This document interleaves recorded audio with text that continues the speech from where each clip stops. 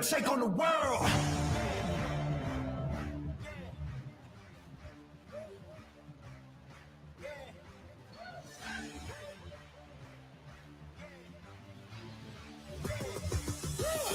We're gonna take on the world.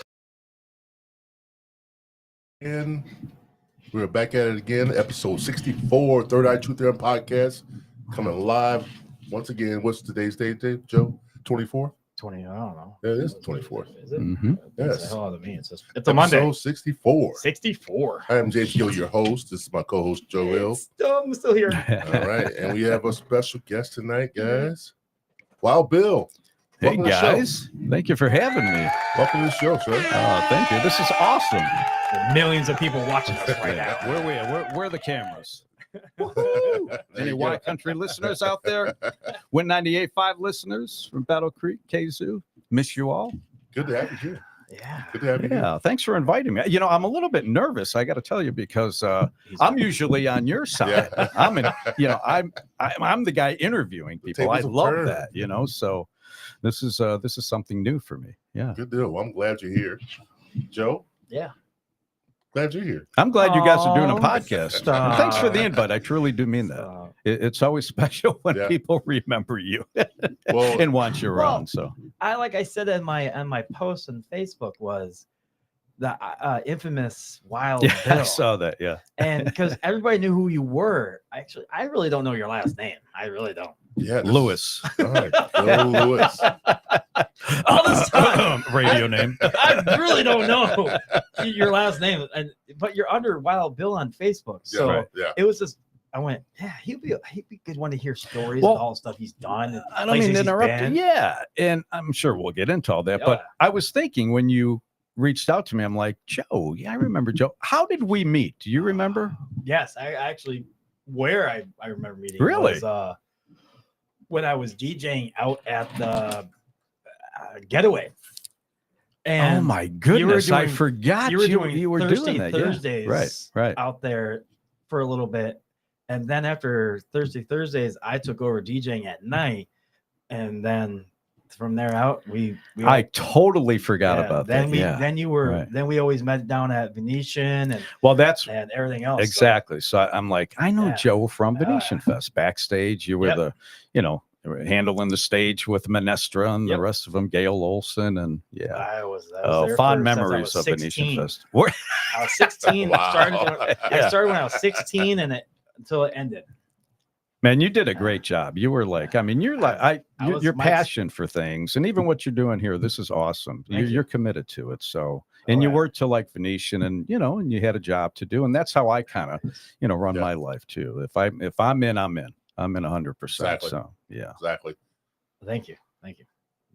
Maybe humble. I forgot you DJ'd at the. Yeah, I See, did. I got out of there though at 7 Yeah, you got o'clock. around So we 7.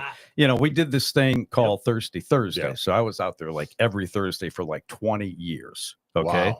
It was You great. was. Yeah. I was like, people think they think like me and Tommy, the owner over there, are like, related, or I'm like half owner or something. I'm like, no, I'm just the radio guy, and 20 years out yeah, there? yeah.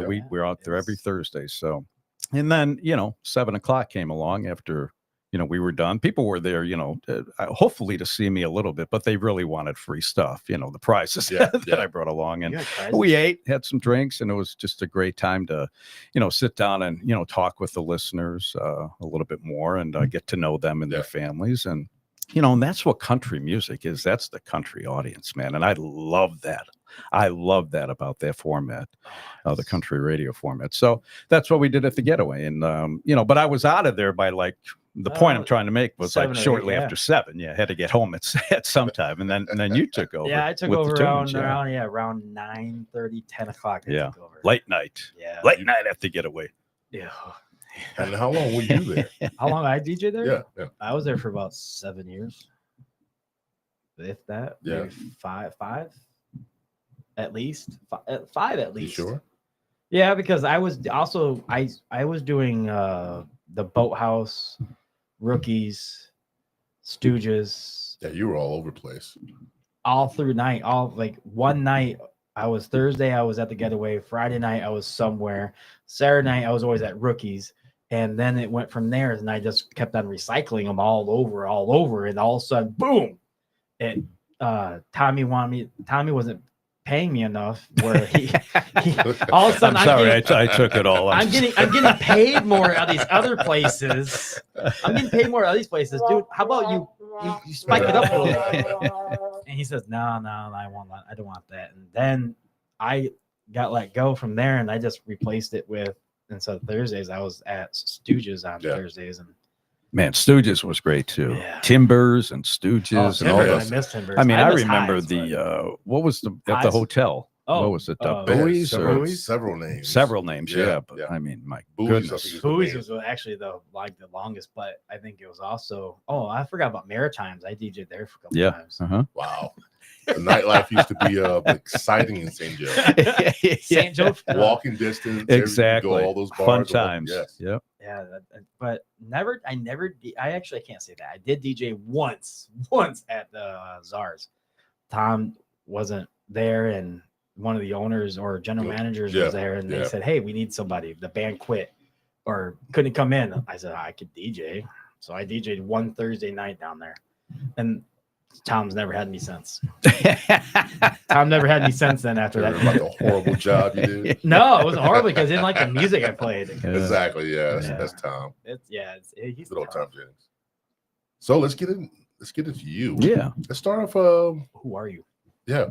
How did you get into the radio business? Ooh, I like those Well, stories. and it's just, I tell people that's just always what I wanted to do. As a kid, I was doing all the kids in the neighborhood were doing, playing a lot of sports but when I wasn't doing that, I had this like crazy interest in radio. But we all did in my age group. We all had, I don't know if you guys remember the transistor radio? Yeah. I mean, you put it on your bike, you tape it to your bike and you could take it anywhere. It was like your lifeline, right? And these guys were, they were hip and cool and talking like crazy and fast and playing the music that we just loved, So, I started thinking like, I wonder if I could do that. And that's really how I got into radio. I just kept that thought, like I challenged, like I was saying about, passionate about what I do. If I'm in, I'm in.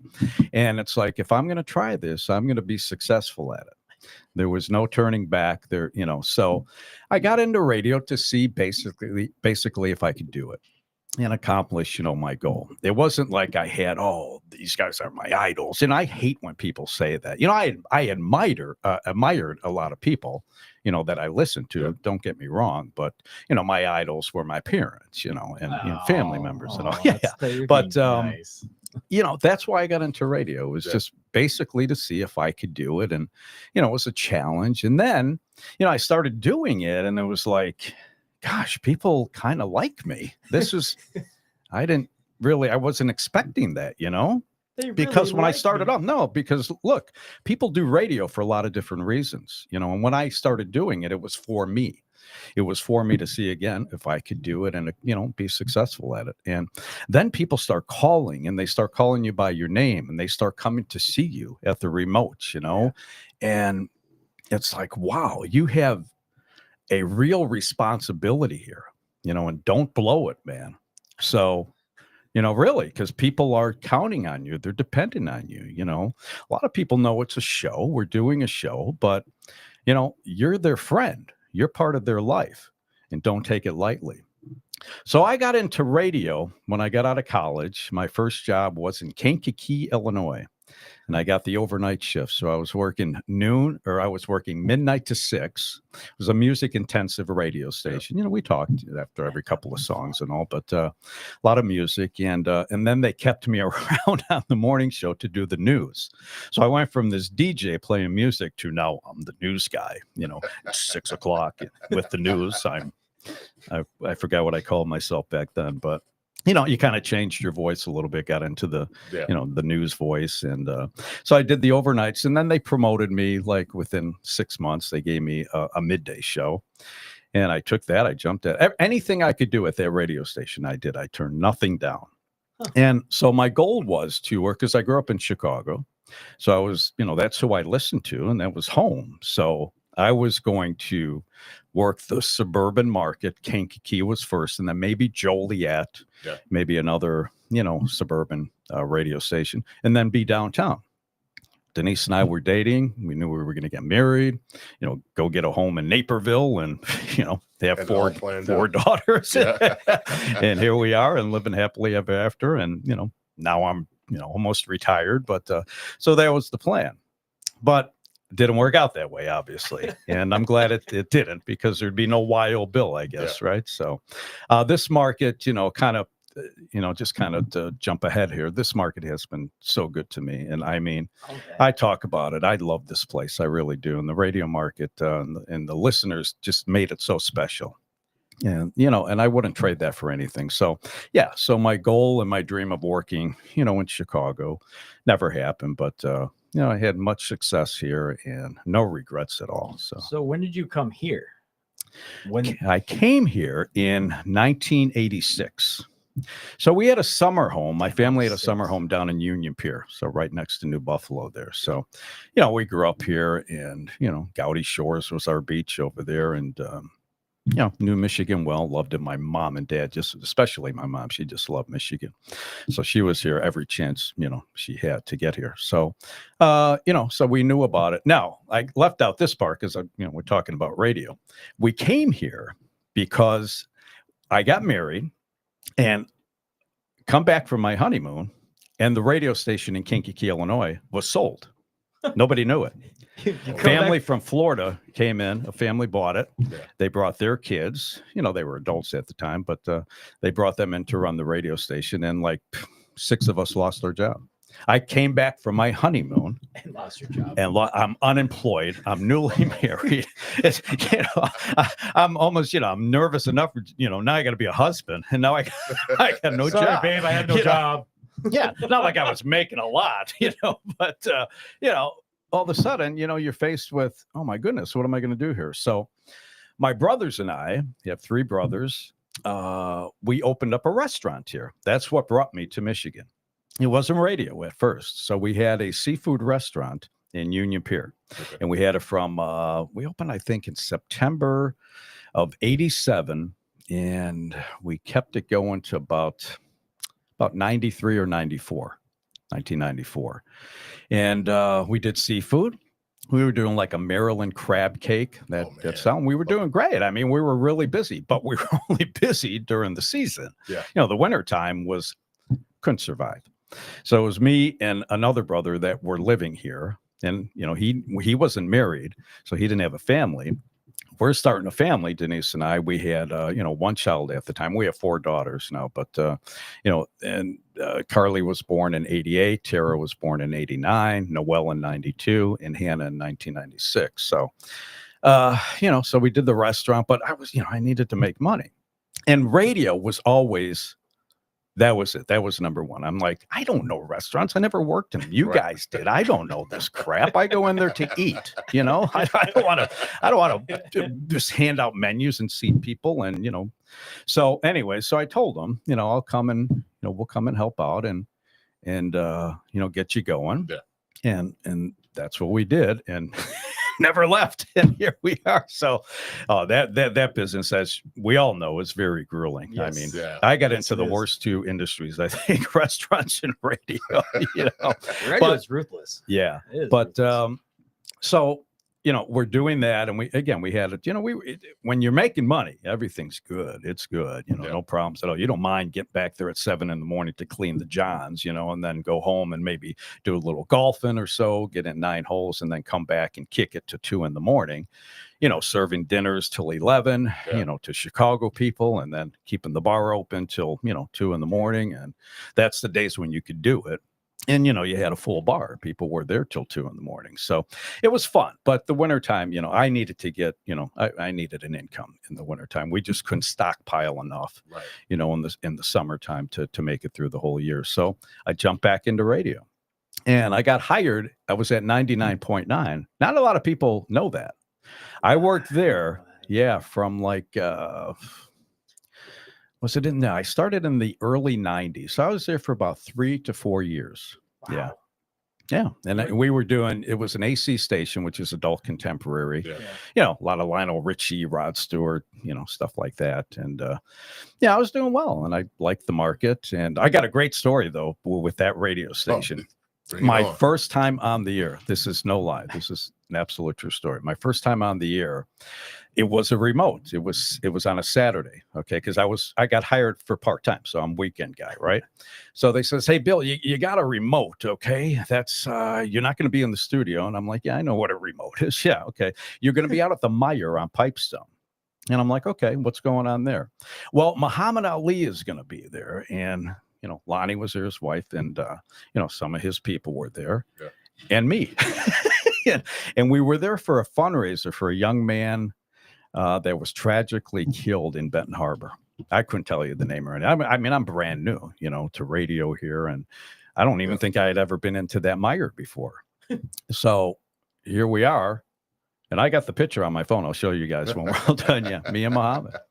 And it was like, you know, can I talk to him? Can I interview him? And they're like, you know, it was kind of at that point where, you know, he didn't have too much to say. You know? Yeah. So, but he looked at you and he smiled and he, you know, he gave you the fists and all. And he was just, I mean, my first remote was with the most famous man in the world. I mean, you know, man. And when I think about it, you know, I'm getting the chills again now, you know, Muhammad Ali. So Did you ever meet not too Muhammad many Ali? radio Yeah, guys I can did. can say that. So I was working at Foot Locker when I met Muhammad Ali. And, Really? yeah, he was walking through the mall. That's Yeah. the old Orchards Mall. Yeah. He was walking through the mall, and I'm standing like waiting for people to come in. He comes up to me and he does the fist thing. right, Start yeah, all right. throwing punches at. He- Yeah. Like, And he give you the eyes, like, okay, like still knock me out. yeah, man. Well, But he was at that stage in his life where the Parkinson's was taking over his Yeah. body. So Oh, right. yeah, he was a shell of him for his former self. So I mean, which was still I was still in awe just to meet yeah. the guy, and I don't know, it was a good experience for me. You know, I mean, he could have done it. He could have just, you know, disregarded and ignored people. He never did that. Nope. No. Even when he was ill like that. It's just amazing. And, you know, say what you want and, you know, but this guy was, I mean, it's Muhammad Ali. Yeah. I mean, one of the greatest athletes of all time and one he of the did most have a- famous people. He did have a heart for everybody around in this area. He did, didn't yeah. he didn't back down from anybody. He couldn't really speak as well, couldn't Right. really do anything, but he just came up to him. But put he it- knew in Yeah. his, you know, Oh, he yeah. was a magician too. Yeah. Like he loved his the card. He had like a deck of cards everywhere he went, and he'd throw them out. He'd do magic, you Yep. know, the card tricks for you. he did the quarter thing for me. Hit the court. Yeah, the quarter behind the ear. Yeah. But I mean, think about that, guys. That's Yeah. Muhammad Ali, and we had Yeah. a chance to, you know, have him in our lives. Yeah. My It's amazing. My grandfather was his plumber. Oh, really? Yeah. Oh, cool. Yeah. Well, we could probably, you know, if we Oh yeah. went out and talked to, you know, 10 people, I bet 5 of those people would have a Muhammad Ali, right? Oh, Story yeah. like you Oh, with yeah. a family There's a guy member or that comes so. in my bar now that was his driver back in the 70s. He Really? was like 18, 19 years old. He was driving him around Really? all over Yeah. the place. That is Yeah. kind of cool. Yeah, that was like, wow. Yeah, but you know, another thing too that I know, I mean, I don't know him that well, and you know, his wife was just a great lady, but they loved Berrien Springs. They loved Michigan I here. met you some know, of his so- daughters, yeah. a couple of his daughters too. Did you? Not- Yeah. Not yeah. the more famous one. Lee. Layla. Was it Layla. Layla? She just came back and spoke Yeah. right at the Mendel Center recently. Or, yeah. But his younger daughters used to be around the area. so- Okay. and they were nice people. They're all Yeah. nice people. Well, the little guy, he played baseball, I think, Little League out of Niles. Yeah. And and they'd be up there, you know, in Yeah. the stands watching the game. So Actually, he Awesome, Was, yeah. That is a pretty cool thing to have, knowing that he's from Berrien Springs area, had a house, had actually a whole compound, and having someone famous like that in the area that's worldwide known. right. That is awesome to have. Knowing that you Yeah. had that in Berrien Springs. Right. And he was still able to keep like his privacy, but still go out. Yeah, Like you see him at Celebration Cinema Yeah. and, you know, all over. But I mean, just think about that. Like my first broadcast here in this market, I'm with Muhammad Ali. I Were mean, you I nervous? wasn't, well, I didn't, you know, if I had a chance, no, because I love interviewing people. I don't care. I would have loved to have talked to him and had him Maybe on sit the air down a little too. bit. Yeah, Yeah. sit down a little bit. But, you know, I mean, I didn't know that much about boxing, really. You know, I liked the sport. I knew who he was, obviously, Yeah. and watched his career. But you know, it's like, it's like, how do I act around him? You know, I was like, can I walk like over next to him and just kind of stand and or just kind of just Bill, just be cool. Just, you know, do your because I'm broadcasting. Yeah. I'm doing like a 3-hour broadcast. So, but yeah, we just both did our thing. He was signing autographs and, you know, kinda but he wish was the main thing though that we should take out of this. He was there to support that young man Yes, that was killed yes, and the family. Yes. And if he could get them some funds or whatever he had to do, he did it. He didn't have to do that. No. So people need to know that kind of stuff. There's a lot of things that I've seen, you know, that people have done that just go unnoticed. Yes. He wasn't that wealthy though. At the end, And- of his Yeah, career, right. and no, he towards the wasn't. end of his Yeah. career, he Mhm. wasn't that wealthy. He just had money because of who he was, Yeah. but he couldn't make any more. He wasn't really. Man, he was doing he was like doing- certain things where he show up and Yeah, and he was do- living comfortable. yeah, he was doing that definitely.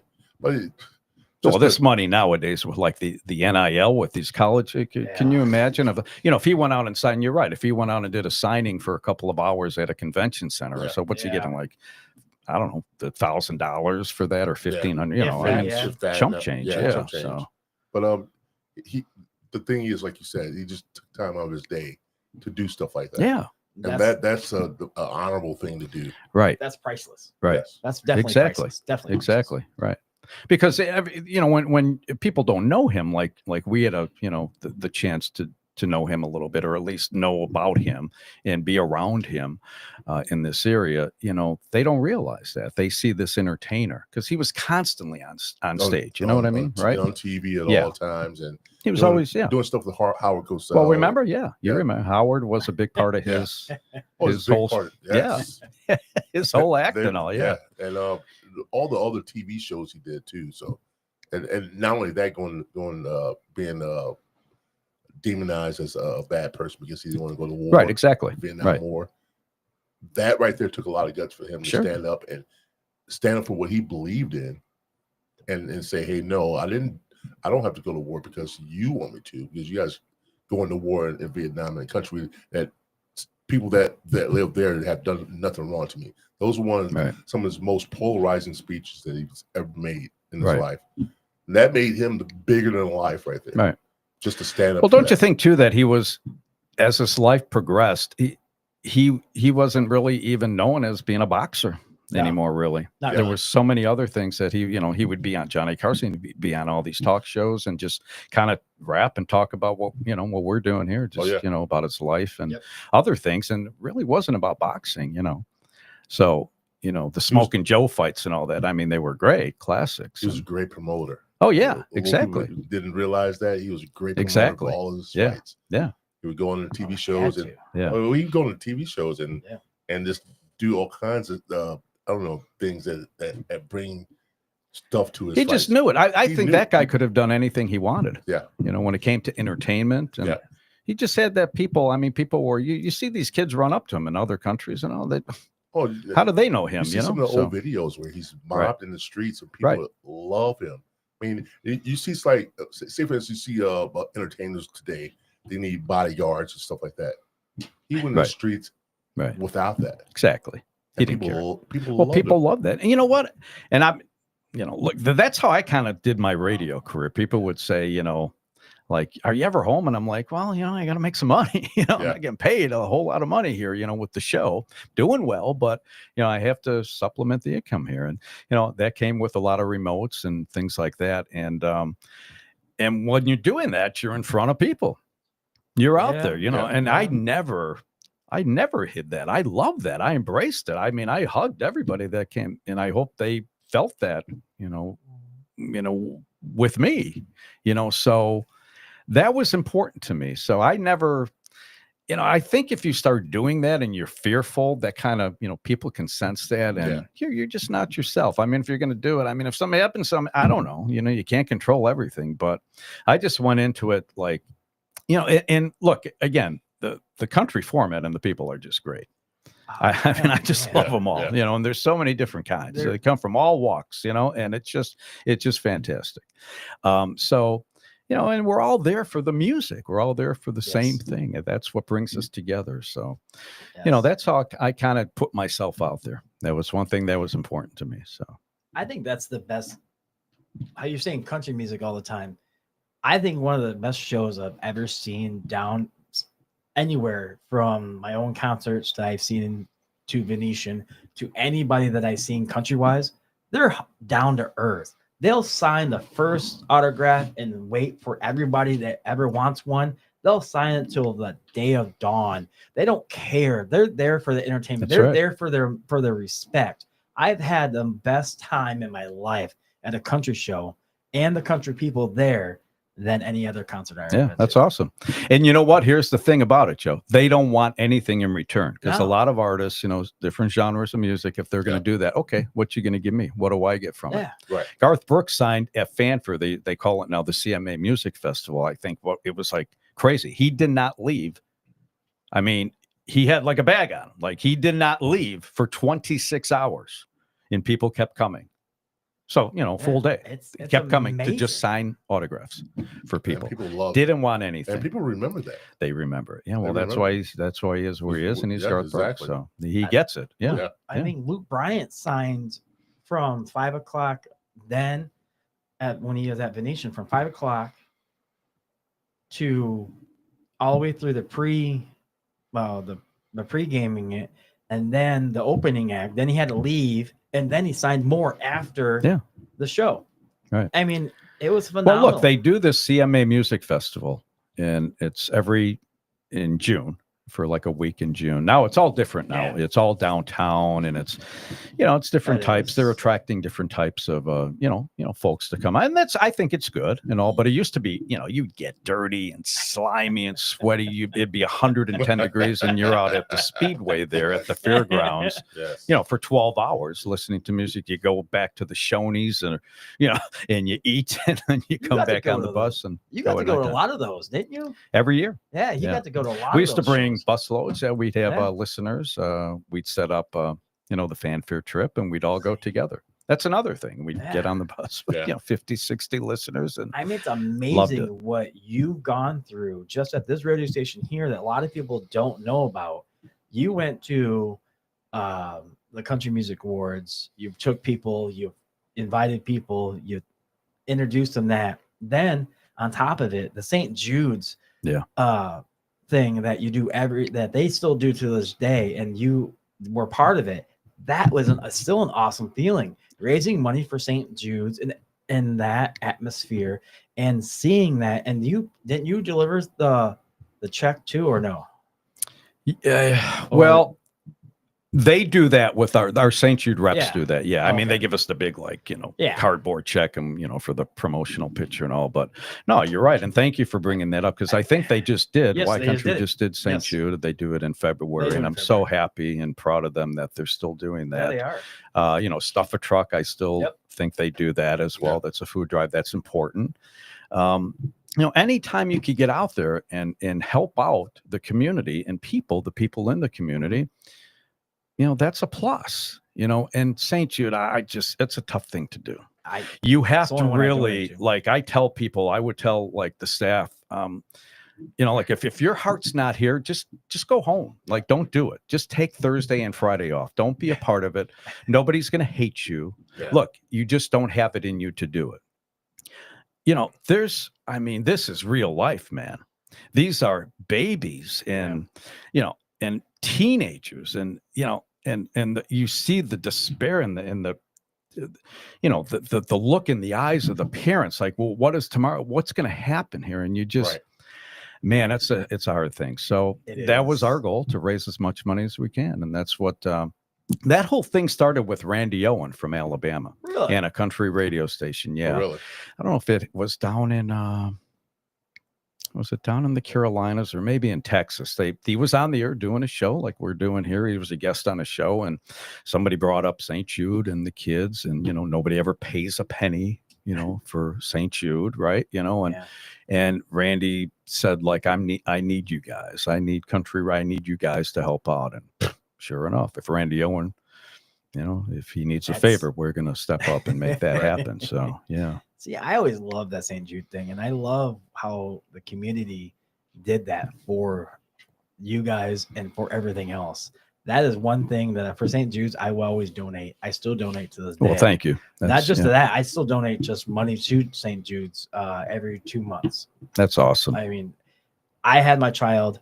My child never got sick where I needed St. Jude's Right. or needed anybody like that. But that is There's one plenty of place. people that do. Yeah, need There's that. one place that I would probably just break down and just bawl Oh, yeah. if I went there and visit. And I love to go visit there and see the atmosphere, but I just can't do it. I just can't get No, that's it. enough Yeah, you have courage to. go there. Yeah, It's just- it's. it's hard.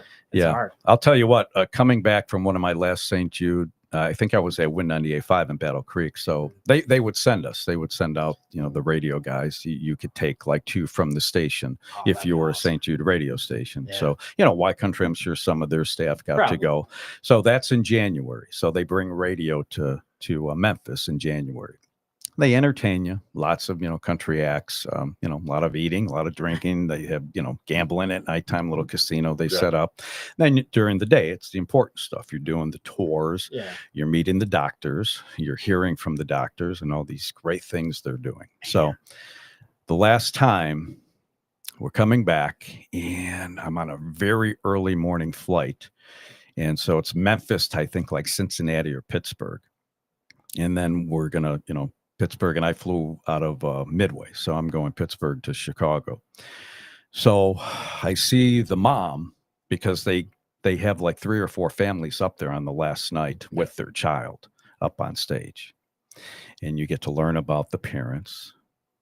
And they talk a little bit as much as they can. A lot of them are breaking down. It's understandable. Yeah. And then the kids are, up there and they're, they have cancer. And, they'll stay on stage a little bit. So you get to, hear from them a little bit. But they were on my flight. So I'm in back and I see them get on. And so they're in front. They got seated in front. So when we got off first from the back. And I saw her and I just said, thank you for sharing your story and sharing your child. And her daughter was like 12. Yeah. So she wasn't a baby. And she was like kind of curled up in the window seat there. She was racked out and looking at her phone or whatever. But what I carry to this day, and I'll never forget, was the look in the mother's eyes. That now she's got to go home. The whole thing is over now. It's, for radio at St. Jude, and now it's back to life. Yeah. And what's going to happen here? Only God knows. And I just gave her a big hug. And I says, thank you for sharing, yourself and your family. And we're praying for you. And thank you for letting us be in a part of your life. And, and we'll continue to do what we do for you. And, she just said thanks. And then I got off the plane. But I did tell that story. Like during one of my last breaks, because you go to like 7:00. You start early and you go to 7:00. So it's about 6:45 p.m. And I'm telling that story. And I don't know, it just resonated with people because all the lines, all the phone lines lit up. And we got like, what you want to do is get Partners in Hope. That's your goal. Yeah. And they pay $20 a month. And hopefully they'll pay $20 a month for the rest of their life. That's what St. Jude wants. Okay. They need that money monthly. So all the lines of that's like never happened. And I remember our St. Jude rep, Mike, he came running in. He was in the bathroom or so, and he goes into the phone bank and they're all lit up, all these lines. And he runs in and he's so excited. And he said, Bill, what did you do? What did you do? And he was like so excited because, that's the goal, to get Partners in Hope. So I'm telling a story. So, but yeah, that's, and that's the thing about country music. We get a chance to do that. Now, there are some other formats doing that around the country. Rock guys do it. Look, man, hats off to them, but not as much as well, country, though. Country cares more, I think, about people's lives. Yeah. Rock stars, I don't see a lot of rock stars doing kind of what a country guy would do in my eyes. Yeah. He doesn't sign. They're just there to sign so many, then he's done.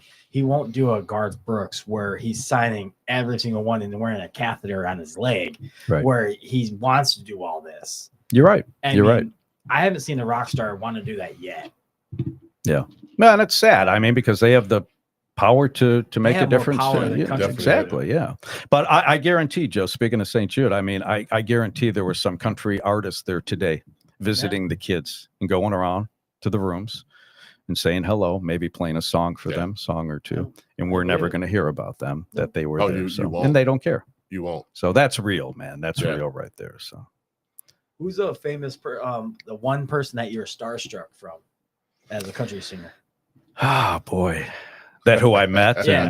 And, yeah. And, man, I'll tell you who it is. And this guy has always been like my favorite, like, because growing up, I mean, it was all genres of music. Yeah. It was top 40. It was, rock and, Yeah. a lot of that. And country didn't come till later on, but it's George Strait. George Strait. Oh, yeah. Wow, I didn't King think of- George. I didn't Yeah. think of that one. Wow. Yeah, I mean, he's just because there's a mystery about George Strait with me, anyways, still to this day. Like, because a lot of guys are just they're just they're I'm not saying George Strait isn't happy, but he's just kind of like one. Yeah. It's got that That's straight it. face. That's it. Like you don't get much out of him. Yeah. So. And he's a quiet guy. People don't know that. Alan Jackson the same way. He's a quiet guy too. But George, it's kind of like he's, So I didn't know, when I met him, like how do I act again? Like what do I do? I give him a hug? What he's gonna hit? This is a Texas boy. He's gonna may smack me. Yeah. He don't want a hug from me. So Did you hug he him? just had no, I did not. Yeah, I got a good one. So George Strait is the guy. Yeah, so he's the guy. He's still kind of a mystery to me, and but super nice guy. I mean, would I love to interview him? Oh yeah. Yeah. I mean, just one-on-one and just kind of talk about, but he, he's done so much with me. He's done. He wants to talk about other things, I'm sure. And music is obviously what got him to be George Strait, Right. but there's so much more to the guy. So. Alan Jackson, another guy, like quiet guy, and just he's right up there with George Strait as far as country singers. Right, I right. mean, he's an icon. Yeah. So we go to the show in South Bend, and I got Oh, that's meet and right. greets through the record label and all. And I think he played at the Joyce. This was years ago, and he's red hot. It's packed in there, and so the meet and greet is usually just backstage somewhere, and you wait in line. You get up to the artist and say hello, shake their hand, give them your name, whatever, take Yeah. a photo. Hi, And on your way. Hi, So yeah, it's snap. literally 30 seconds. And I would do it a lot for the listeners. I got to meet all these guys and hang with them, in Nashville at, industry events and all. So it was special if I could get listeners back there, because are you kidding? If they got a chance for just 30 seconds to be around an AJ or George Strait. I Shit, mean, I would. I wanted to make that happen. So we took some listeners back and we went back there. And this was my first time, like at a AJ meet and greet. It was on his bus. So you waited outside of his tour bus, which was in the parking lot behind the Joyce. Okay. And so it was only two people at a time. Yeah. So I walked up there. I mean, this is kind of weird because there were no lights on, just kind of like the track lighting, a little bit of lighting, not much, couldn't see anything. So I says, well, where's Alan? He's all the way in the back. This is a tour bus. Yeah, you know, he's big back in his. bus. Yeah, he's in the back there. Now the guy's like, he's like 6'4", 6'5", he's a big Is he guy, really? yeah. Oh yeah, he's a tall guy, That's yeah. I didn't realize he was that tall. Oh I didn't yeah. think so Well, either. maybe he's Still. well over 6. No, he's about 6'5", yeah. So anyways, he's in the back there and he's just standing there. And I'm kind of walking. I'm like, I don't know, just do we walk up to him or what? And so I'm with, I think, Denise was with me. And so, we just went back there and he didn't really even say anything. Went back to his bedroom. He was just kind of like this half smile. And I'm like, Alan, Bill Lewis, WITZ, Benton Harbor, St. Joe. Glad to be here. Thanks for the show. And thanks for all the great, talking, trying to make some right. small talk. And he's just kind of like, yeah, and I think we got one photo and then boom. See you later. Yeah. All right. And, I'm like, Get out. couldn't tell because you really couldn't see him that well. So that was kind of that was a weird meet and greet, but two icons, George Strait and Alan Jackson, all the way, man. I still listen to him every day. I mean, both of them. Yeah. Besides country music, who else have you met?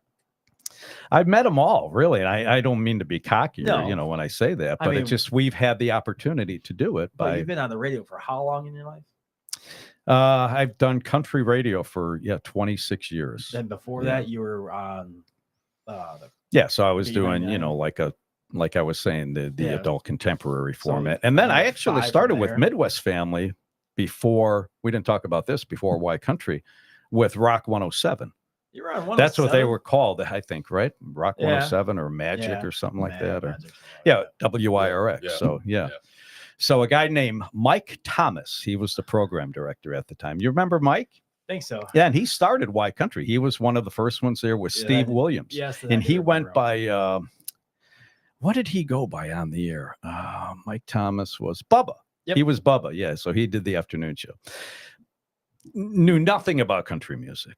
Nothing. I mean, he didn't really even want to do. He was a rock guy. Nah, he was all Now look rock. at fast forward though. This guy became the #1 ranked program director in America, Oh, really? and he hired me. Yeah, and I'm like, He but, said he and I hired every time me. I talk to him, like, you got that right. See what I did for you? Yeah. So I remember like this was yesterday because I wasn't going to come back to this. I was like going to start searching, you know, because we had sold the restaurant and all. So I'm like, what's our next move going to be? I got to do this now. The kids are still very little, and what are we going to do?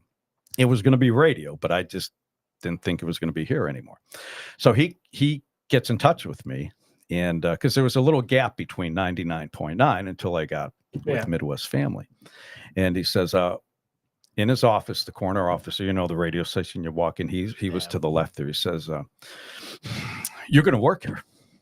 You're going to work here. I'm like, Mike, I'm just having, you're going to work here. Dude, this is how intense this guy was, right? And I'm like, well, I'm going to work here. I can't let this guy down, man. You know, so no, that's how he was. Like, he wasn't putting on an act, you know, and we still remain very good friends. We would golf all the time when I was, you know, working with him. And then shortly after that, like 6 months after that, he left. He went to Springfield, Illinois. He stayed with, Yeah. I don't know if he was with Midwest Family or Saga. I think he went to Saga. another company. Yeah. Yeah. And then he left and went there. And then after that, he just kept bouncing around. That's what you have to do if you want to get to these big markets, you know, unless you get lucky. But he's been in Boston now. And then he came back to Chicago. He was running ESPN 1000. And, you know, I mean, the scores pretty much has, you know, Still awesome, that big. market. Yeah. Yeah. So I don't know. I think he did okay. I don't know. But he went back to Boston. So he's back there and he just loves it there. And, but yeah, good guy. And, so he hired me, and yeah, so I'm doing the rock thing. Here's a good one for you though. So yeah, and this all happened like really quick. So I'm doing the afternoon show there, and then he says, you know, like the first couple of days, he says, "Hey, we got this country station. I need you for the weekends over there." And I'm like, "Okay, well, you know, I know country a little bit. You know, I know more rock right at that time. You Right. know, it was more about the rock genre. But I'm like, yeah, I'd love to tackle it, see what it's all about." So I'm on a Saturday afternoon, first time on Y Country. And we're in that little studio where they had us. Yeah. Yeah, right there in the front. Yeah. And so Steve is not there. Steve Williams. He was doing the mornings. He was like the guy at the radio station. He had just gotten married. So he's actually coming back from his honeymoon, coming back into town. And he starts calling. He was like one of these, like, I'm like, settle down, man. I'm not taking your job. You know what I mean? So he was like one of them, like, who's that guy on the radio? Who's that guy on the air? Who is that? You didn't tell me we hired anybody. Yeah, you're on your honeymoon. We were going to wait till you come back, and then we'll let you know that we have another employee here. Oh, Yeah, he so. just got fired. Looks like you. And did. I can say this because exactly, yeah. And Steve's a great guy. He went by your Radio Bud. That was Yeah. his on-air name, Radio Bud. So, and we're still great friends too. He's in Lansing area, and so yeah. So he was coming back with his, you know, new wife, and he was all nervous about that. But anyways, after that show, I did the show, and I'm like, you know, because I'd rate myself. I'd like, you know, air check myself all the time. Air check means, you know, you're taping your show, Yeah. and then you go back and listen to it, and you listen to your breaks and what could I have done better, you know. And so I'm getting ready to air check, and this is Saturday afternoon. Now the radio station's closed, and I get off the air, and there's one other guy working at one of the other stations. He says, "Hey, 2 girls are up here to see you," and I'm like, "Well, I'm not expecting anybody, right?"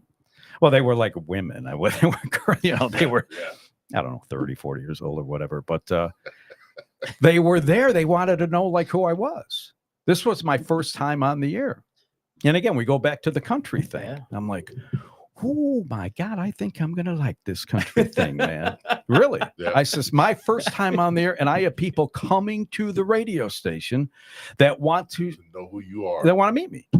That's powerful. Yeah, man. that is. That And is. I never forgot that. And I took that seriously. That's how we started this, this whole interview off. And still, and I'm telling you that because that's how important that is to me. So, Yeah. and when women were there, they wanted to get to know me a little bit more. And, so they didn't care. It was almost like they didn't care that I was on the radio. They just we liked country music. I was part of their life. I was one of them. Yeah. And for some reason, they just connected with me. You And sound like it's a cult. well, He's it's- one of us. right. He's no, a but I mean, country people god. could have kind of like, hey, good to meet you. See you later now, right? Right. But no, I embrace that, and it just. I'll just never forget that. I mean, my first time, I could see if I was there for a couple of months or so, and then you start to make some waves, and people are getting attached and calling you, but this was Well, my the first first time, day, and it's yeah, a Saturday. yeah, It's yeah. You guys it's a don't even open weekend. on. You guys don't Right? even It was open- like nobody There's there. nobody there but the security guard. Pretty much. Yeah, Yeah. the security guard. That's all that's there. Right. That's odd. So and that's. So That's how and look, it's not just here. You go to any market that plays, that has a country radio station, you're going to find the same type of listener, just with a different name and it's- so yeah. with those two ladies that did come in your first time, did you put them on the show? No, I was off. I Oh, was he was done. done Yeah, with I it. just got off the show. I was going to go ear check, and Yeah. probably was going to get ready to just go home and ear check on my way home and listen to some breaks, and Oh. and then this guy, I forgot who it was. Maybe it was Dave Wolf. I don't know. Oh, He was Wolfie. always at that station. Yeah, Yeah, he Wolfie. was. And hey, you got two girls up front. They want to meet you. Actually, Like, yeah, the funny thing is how What's up the right? right. do you know Dave Wolf? I don't think I did. No. Dave Wolf. The first time I ever met Dave Wolf Yeah. was actually he was the first DJ that I ever met at the Getaway. He always did the Thursday nights before me and my brother took over. Yeah. He's only about like 5'8". No, not 5'8". No, 5'8". 5'3", 4'8". 5'4". Yeah, Yeah. yeah, dude. He was a short little guy. He That's still not is. I 5'4", love you, though. Dave, but he is. 5'4" is taller. than No, that. no, he's short. He's shorter than that. So He's like, smaller than Day. So he's 4 foot. 5 foot. 5 foot. He was about 5 foot. I'll just say Okay, 5. 5 foot. But the first time I met him, he was DJing me at the Getaway on Thursday nights, and just DJing away. And all of a sudden, a fight broke out. And all of a sudden, this man, what are you doing? What are you doing? And he's looking up, and they said, what? Who's talking? And the guy said, "Who's?" Oh, I'm sorry, man. I'm sorry. And he always backed down the fight. This fight never happened because they had some other guy that was stepping up that was only 5 foot gonna mess with him, and they never wanted to do anything after that. They didn't know what to do. They went, Talk him down. yeah, He's a negotiator. yeah, he talked him down because he was looking up and they were looking negotiator. down. And the other thing is, that man was so smooth with ladies. All of a sudden, he didn't care how tall they were. He was, I'll dance with you. Yeah, and, right. and just slow dance with them all the time. And he was actually from Three Oaks. Was no, he? not Three Oaks. Wolf? Yeah. I thought he was from St. Joe. No, he's big with I don't know. St. He Joe might be. He schools might have been and- from St. Joe, but we always Yeah. went out there to River Valley area to play basketball. Oh, did you? Okay. Yeah, That it could be. Yeah. It cracked me Play up. basketball? Yeah, he 5 played foot? basketball. Yeah, Oh, He was This one of man- these guys where he just told you there's no filter. yeah. He'll tell you didn't the way it care. is. He didn't care. He didn't The care first at time, all. when I started at He cracked me Midwest up. Family, I'm working at IRX at the time, and he did a show there. I think he did this is the days when you had people at radio stations for Yeah. each shift, So there was a guy from 6 to 10, That was a 10 fun- to that was 2, a and fun 2 area. to 6 in the morning, So I think he did 10 to 2 or maybe the overnights or so. And I look in the studio, I'm like, we got a 9-year-old working here. He did. But I'm like, He this did. guy sounds pretty good. He's pretty smooth on the ear. He's pretty good. What is he from? Middle school or something? No, really. I thought Yeah, that- because he how And he was outsized probably was, about and- what? He was only about 18 at the time. Yeah, Yeah, actually- 17 or 18. I would say that. Yeah. I mean, because I think he's around the Yeah, same he age as started I young. am. He's still there, and good for him. and, He's- yeah. and actually he does all the like you're saying, he does all of the broadcasting for the basketball games. I think for Yeah, St. keep Joe. score and and he does announcements the for soccer, the girls' soccer. and I think he used to do the football. Yeah, he was up He, there. he Yeah. does announcing for all the all football over the place. plays, all the football plays, and everything else. Well, that's it too. In this market, I mean, you have to wear a lot of hats, But yeah. I was fortunate enough to just be Wild Bill, and I didn't work at any other of our stations. I refused to do that. I'm not going to go. What am I going to go to? 94.9 or 107? I'm now Wild Bill. Okay. How'd you get the not name to Wild not to be Bill? cocky, but I'm not going to go to another station. That ruins my credibility. Are you kidding me? And I have no interest to work there. So Is it because of Wild Bill Hillcock? Is that how you got your name? yeah. Again, we go back to Mike Thomas. He gave me that name. He gave you the name. Yeah. Is it because you did something crazy? And Well, I showed mean, your, showed your butt at something. Yeah, or- I mean, everybody used to say you should be Did called. You should did be you called flash? Mild Bill. Mild Bill. Get that Mild Bill fits Did you you a lot flash better than people? Wild Bill. Yeah, So on the air I'm wild, off the air I'm mild. But no, he gave me that name, and and I always tell, like, if I go to like career days for the kids, because they would always ask, "How'd you get the name Wild Bill?" And I'd always say that, because the name Bill it's boring, right? It just it's boring. No, Bill. I'm Bill. Hi, I'm Bill. But if you put wild in front of Bill, all of a sudden, That's a little ring to it. There's a yeah, ring to man. it. Right? Yeah. No, really. And the kids, their eyes would light up and like, oh yeah, that's cool. That's cool. Yeah. Boring. Don't get me wrong. I always wanted to be on radio ever since two reasons. Because my parents did listen to three people. My dad always listened to Wolfman Jack, Oh yeah. Yeah. and that was always a good one. That's an old name I've heard Yeah, in a long I time. mean, my dad- Jack. My grandfather and my dad used to listen to him on my dad's side. On that side, my mom loved Howard Stern. Did she? Yeah. I love So I Howard, always too. lived to Howard Stern every Saturday morning from Chicago. So I always listened to Howard Stern or Beatles in the morning on Sundays, breakfast with the Beatles. There you go. So Yeah. I mean, I had different genres of Yeah. music I've always listened to. I didn't start listening to country until probably in my 20s. So because of doing Venetian and all that. Then I got really into it because I met all the people. Isn't it addicting though? Yeah. Everybody loves Yeah. country. I do- They just don't know it I yet. was That's listening, the I old listened to saying. country music in my car. Yeah, Oh yeah, it's awesome. You know what? I mean, from my background where I grew up, I listened to a lot of Motown, R&B. Yep. Oh rap. yeah, right. Yeah. But I did too. once I got away from that, I mean, the rap today pretty much sucks. Sucks. Yeah. It sucks. I mean, Yeah. it's horrible. Yeah. Terrible. But so I had to find an alternate genre to go to. And country is the one I went to. I can't. It was see something. What I just can't attracted you see to it? I just I'm- can't I'm- see you it. listen I just to it? can't see you. Listen to Oh, country. dude, I listen to it Well, all what the were you time. attracted to? Like when you It's listen to it? peaceful. Mhm. It's peaceful. I mean, it's a so peaceful. it talked to your heart or something. It struck it's- some it struck- emotion, yeah, or some well, chord inside you. It Yeah, kind of you can kind of relate to some of the stuff yeah. that Oh, goes without on. a doubt. Sure. You know, just the say for instance, Kenny Chesney. Yeah. There Right. you go. He talks about that one. So I forget the song's name, but he talked about making out on a living room couch and all kinds of different stuff. Yeah, Man, right. I've done all that stuff. Right. Exactly. Like, all right, that's cool. Right. Yeah. Right. it was just something, that song that's like, Triggered something. yeah, it triggered. It brought out all the stuff that I used to do, so I can Right. relate to that. Yeah. And Well, it was great. Yeah, and that's how music, the country format has evolved. Look, in the 50s, 40s, 50s, and 60s, there was country music, but there was one type of country listener, that was attracted to the music. It's And too twangy back then. yeah, it was country. It was country. It Yes, wasn't that going to was be country. crossover Yeah, play that at was all. No, country. but then you Man. get Chesney and McGraw and Toby Keith and these guys, and these hip guys that are living a life like we are, Brad we're Paisley. we do Well, other things. There's another and, song yeah, that I listened to. I mean, it was a while back, but I love this bar.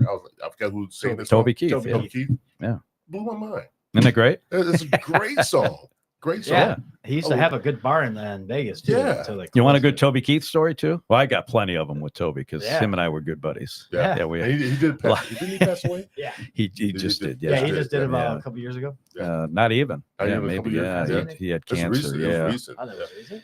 yeah. It was tough to see him go through that, man. He Oh, was like, man. oh, you're looking at a whole different person. When cancer hits you like that, I mean, my Yeah. goodness, it's just so Yeah. sad. But so we had, remember Summer Jam. Yeah. So Y Country was known for Summer Jam. That was our concert. That was our concert. Like no, was that awesome. we owned it. So we had our first Summer Jam out at the Van Buren County Fairgrounds in Hartford. Okay, so that's where it was at. They had the hill back that there was- and that on the was little a- stage, yeah. you know. Yeah.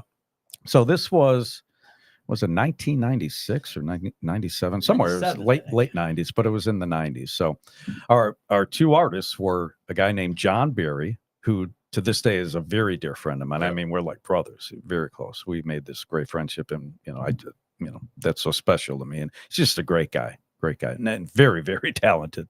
His voice is unbelievable. I got to turn you on to some John Okay. Berry music, yeah. And Toby Keith, okay. Now, I'll look into it. yeah, there you go. So there was a little commotion, before the show because Toby's like, I'm the closer here, man.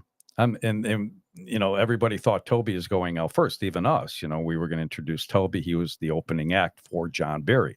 Now, John Berry was like on Capitol Records, which was one of the biggest record labels in Nashville. Yeah. Okay, at that time, especially in the 90s for country music. And their guy was Garth Brooks. And now here Yeah. comes this guy, John Berry, who was making some noise too, a lot of noise.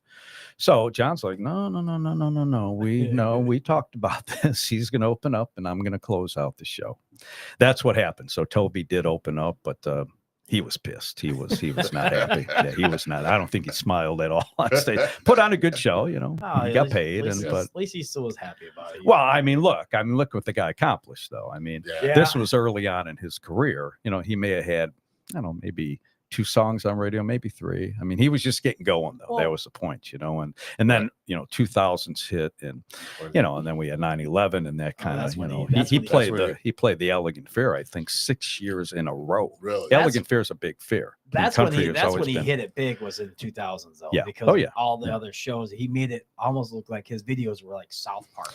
We So, went yeah. through so much. When I think about it, this is so great to talk about it because during life now, I mean, I'm not really, talking to anybody about these stories. So this is great to talk with you guys about it. But the whole Dixie Chicks thing with him, and the Oh, controversy, yeah. and everybody Yeah. supported Toby, and and the things that people say about the president today. I feel bad for the Dixie Chicks because they said something that offended a lot of country music people, and It was only one know, of them though. yeah. It was only one of them. well, exactly, and that's what out of the yeah. 3, it was only one, and It was Natalie, It yeah. killed them all. Yeah. It killed the whole band. the whole band. So whole yeah, there are band. threesome, Yeah. the girls, Yeah. and they were the biggest thing in Yes. country music. Oh, And they one- were. They Oh, were. And Yeah. one sentence came out of her mouth, ruined the Right. whole career. Yeah.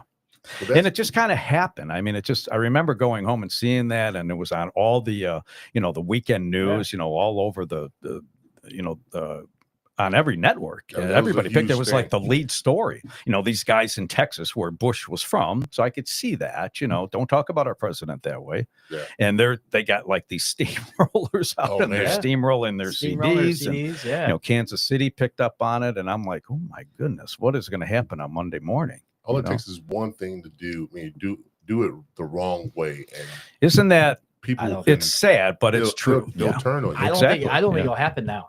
I don't think it'll happen now. Yeah, things now. are so If much Taylor different now. Swift, Yeah. say you tell me if Taylor Swift said something right now to piss everybody off, you think they all will listen? Oh, they'll dump her, and her music I would don't go think it will. downhill. I It don't- would. I don't think it would. You see, it was, just look I think at it's the football totally different. aspect of it. It's totally Look at the different football aspect of it. She was an Eagles fan, and then she started dating Travis Kelce. Right.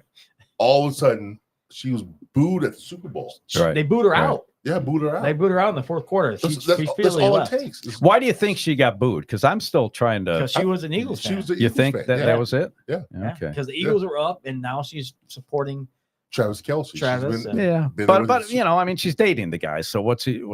That's I what I'm mean, saying, too, but- them Eagle fans, man, they're like ruthless. like a Oh, different breed, man. oh, I man, mean, they're come on, different breed like fans, look, yeah. it's a football game, It's man. like I mean, I Buffalo. love all my Chicago teams and all, Same and here. Michigan sports You're a too. good You know guy. what I You're a mean? good But guy. look, I don't I know know about Michigan sports, I know though. when I don't to know like, about Michigan okay, sports. Yeah. Let's take a this- little this- break. You yeah. know, I mean, come on now. We're not pushing that. I far. thought that whole thing when they booed her was like they're showing her again. And she was getting booed, No. like we're tired of seeing Seeing you. her, yeah, yeah. And No. so, No. yeah, that's That, yeah. She was. I mean, it comes to find out, she's naturally an Eagles fan. Yeah, I did hear that. Yeah. And Well, then she's all- from Pennsylvania Yeah. there. Yeah. So Yeah. that right there, they think it's being a traitor. More or Yeah. less. And the And fun, like you said, the Eagles fans are. It's a different breed of fans. I These mean, guys, they're beating up people outside the Yes, stadium and yes. in the stands. Like, look at you're gonna like have a couple beers and then you're gonna like knock a guy out and then go to jail and ruin your life over being at a football game because They he's wear got a it- different jersey on or they something. wear like a badge. Of I honor, just a badge of honor. and the weird thing Yeah. is, Kelsey went up there to the suite. Excuse me, where the suite they were at, and she was gone. And he went, City of brotherly And- love. and he went, right, yeah. "Where are they at? Where'd she go?" Oh, Jason, you mean the brother? No, I mean Travis? Travis. He After went- the yeah, game? after Yeah, the okay. game that was All right. over, after he changed, he went back up to the suite to go see her and everything else. She's gone. She Yeah, she got booed out of the She stadium. hit the She left Yeah. Jump on with the that mom. private jet and get the hell out of there. Yeah, I have mixed feelings about Taylor. I mean, Yeah. and here's the sad thing about look, she's the biggest female. Come on.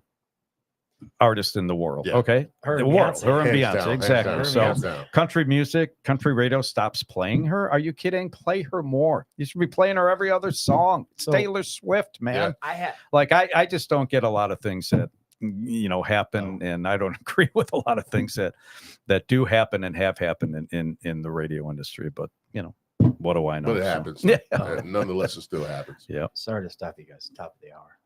Oh, yes. Top of the hour, 9:00. An All right. hour already? Yes. Oh my Flies God. What by. are we going to 2 a.m? I'm ready, man. Come on, let's go. All right, guys. We are at the top of the hour. This is Third Eye Truth Air podcast once again.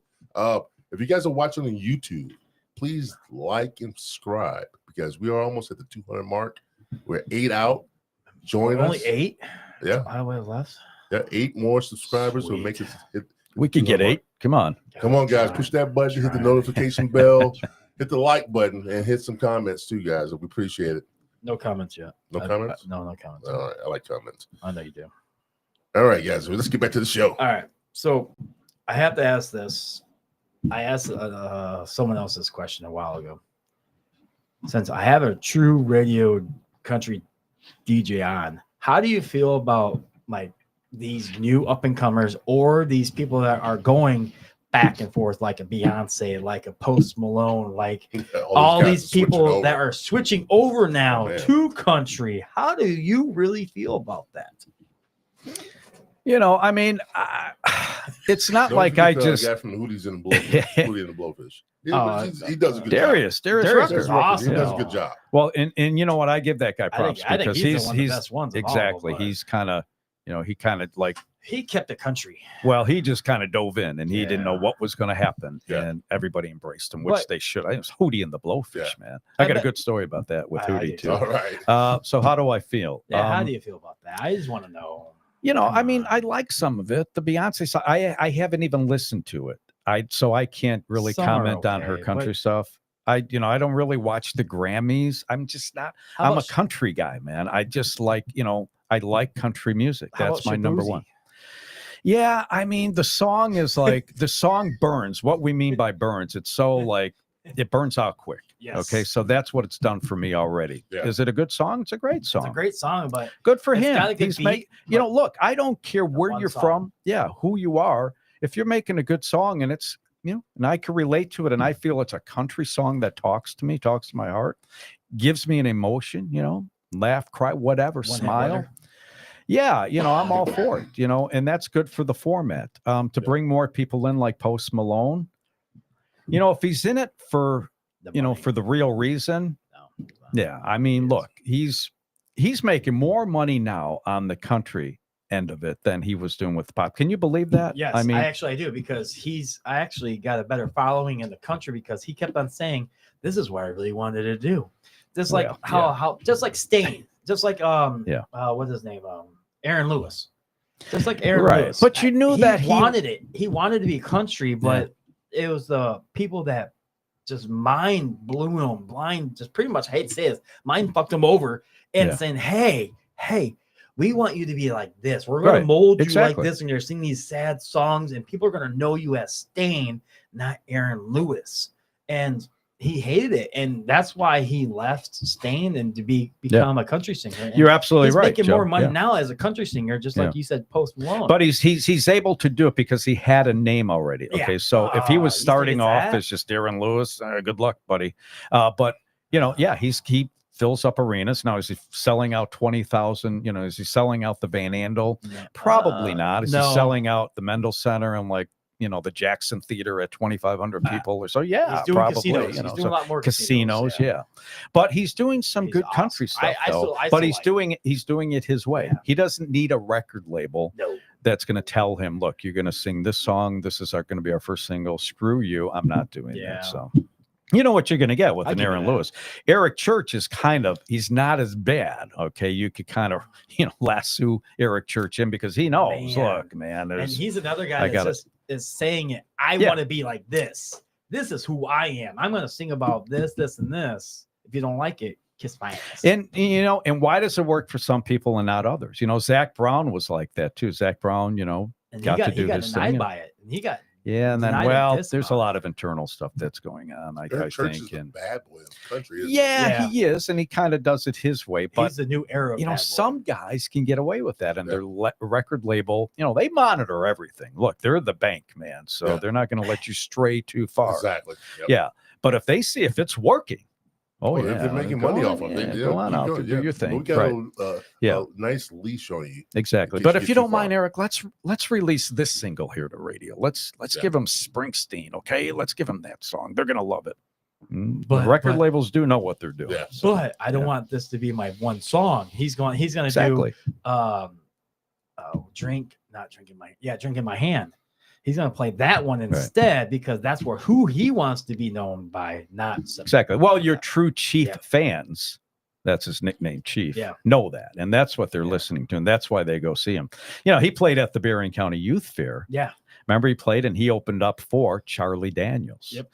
Now, I was thinking when they introduced it, it was like, wow, that lineup, it was like Eric and then CDB. It's just two totally different audiences, and that it was. I don't think You had it all really these is. young people that were, new to country, but they were there for Eric Church. Yeah. They were there for Eric The Church. bad Maybe boy. that. Exactly. I'll give you that one. They say that, and they know every word to every one of his songs. Okay, and you got to love it. Now CDB, you're getting farmers, you're getting older, the older older generation. exactly to come on out, and CDB's great. Don't get me wrong, it was great, but it was there were Eric Church fans leaving, and I felt bad for the fair, Yeah. and Oh. yeah, because that's they how just it weren't is. into So do you think it CDB. was the other way around where Charlie Daniels was opening? No, I don't No. think they should have had both of I don't them think play they the had both same the same night. night. Okay, Yeah, then yeah. it was a conundrum then. yeah, on exactly. On the But- fair's hand. Yeah, right. But the fair, I can never But- figure them out. I can never figure them out because, for one, I don't think a fair should be dry on in the concert atmosphere. I don't think it should be dry in my aspect. Just because I want to make more money in their Dry. thing. What do you mean by dry? No alcohol. Yeah. Oh, so there was the. It's a youth fair. It's so a youth they fair, so they never- can't Yeah, serve yeah, alcohol yeah, at the yeah. youth fair. That Like, makes sense. like That makes sense. Allegan County Fair Yeah. kills it because Right. they serve alcohol. Yeah. They oh, do? Yeah. But Oh yeah, yeah. oh yeah. yeah, Yeah. oh yeah, oh yeah. Wow. And here we can't because it's technically a youth fair, so you can't serve alcohol at the youth fair. Yeah. That's a big difference. Mhm. That's a But big difference. with the country and all that, I can never understand how they do it because they get good name bands. Because Luke Bryant played here once. Yeah.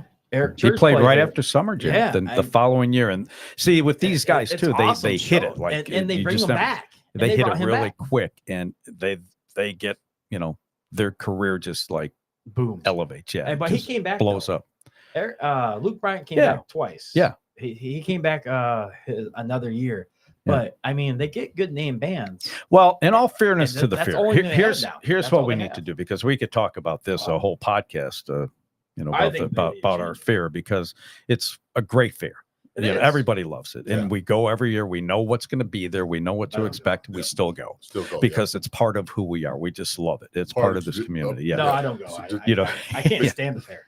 It's a big, it's a big tradition. I don't go to the fair Berrien anymore. County. I don't have kids. I don't go to the fair. Right. Well, if you don't have, Yeah, if I you don't don't go have there. kids, Yeah. but I can't stand it.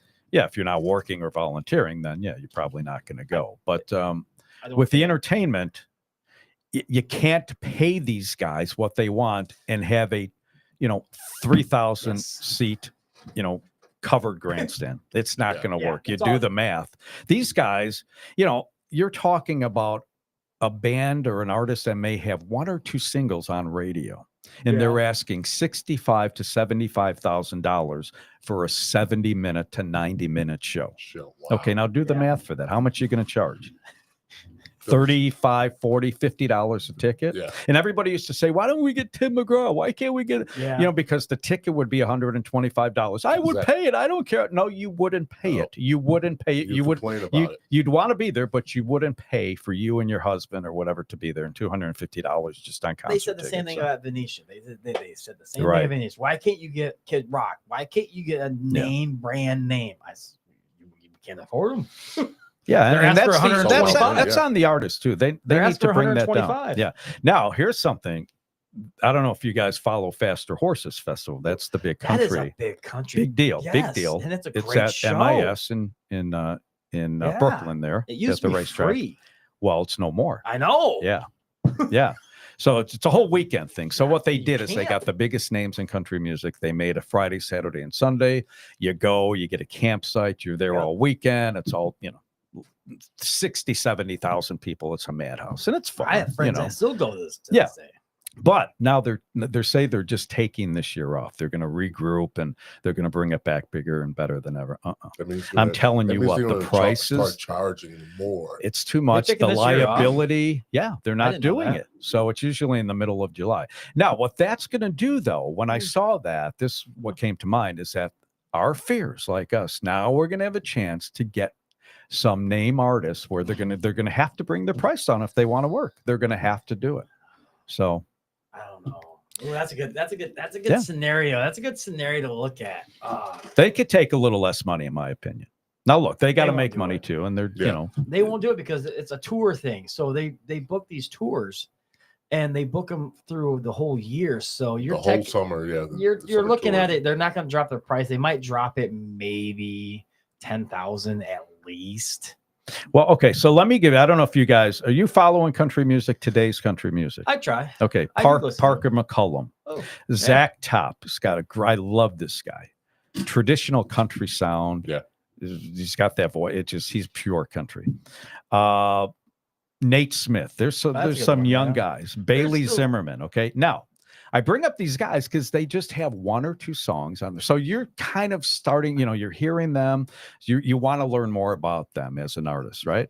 So what should they charge? I'm thinking, 20 grand, 25 grand, give the fair a break, charge $10 a ticket. Everybody has a great time. No, I mean, I don't know what Parker's charging now. I guarantee it's close to $100,000. Oh yeah. Wow. Yeah. So you have to at least double the size of that grandstand before you could even bring in it. So So, Yeah. in my opinion, just put other stuff. You forget the music. It's sad, but you could get the Oak Ridge Boys. Maybe you could get the these older bands. But I mean, The ones you there's can no actually afford. 18-year-old kid at Eau Claire High School or St. Joe or Lakeshore or Bridgman that's going to go out. Maybe some because mom and dad listen to them, but not many. So. Right.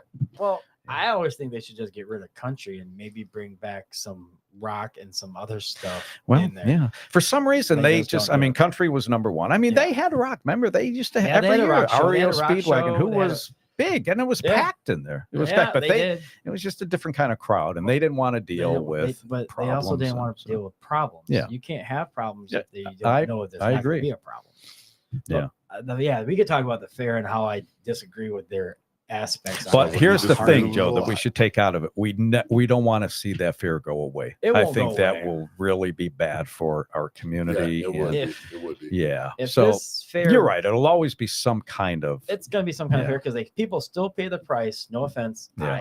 I went to the fair for the first time in 7 years with my ex-girlfriend to the fair this year or last year for the first time in 7 years, and we paid just to go through the animal things and the commercial barns, and that is it, and eat maybe 2 things, and we paid about $25. If I'm paying $25 and the parking lot is packed, Yeah, I know. no, they're doing something right still. I hate to say it, but way they're thinking and how they want to do things still ain't right.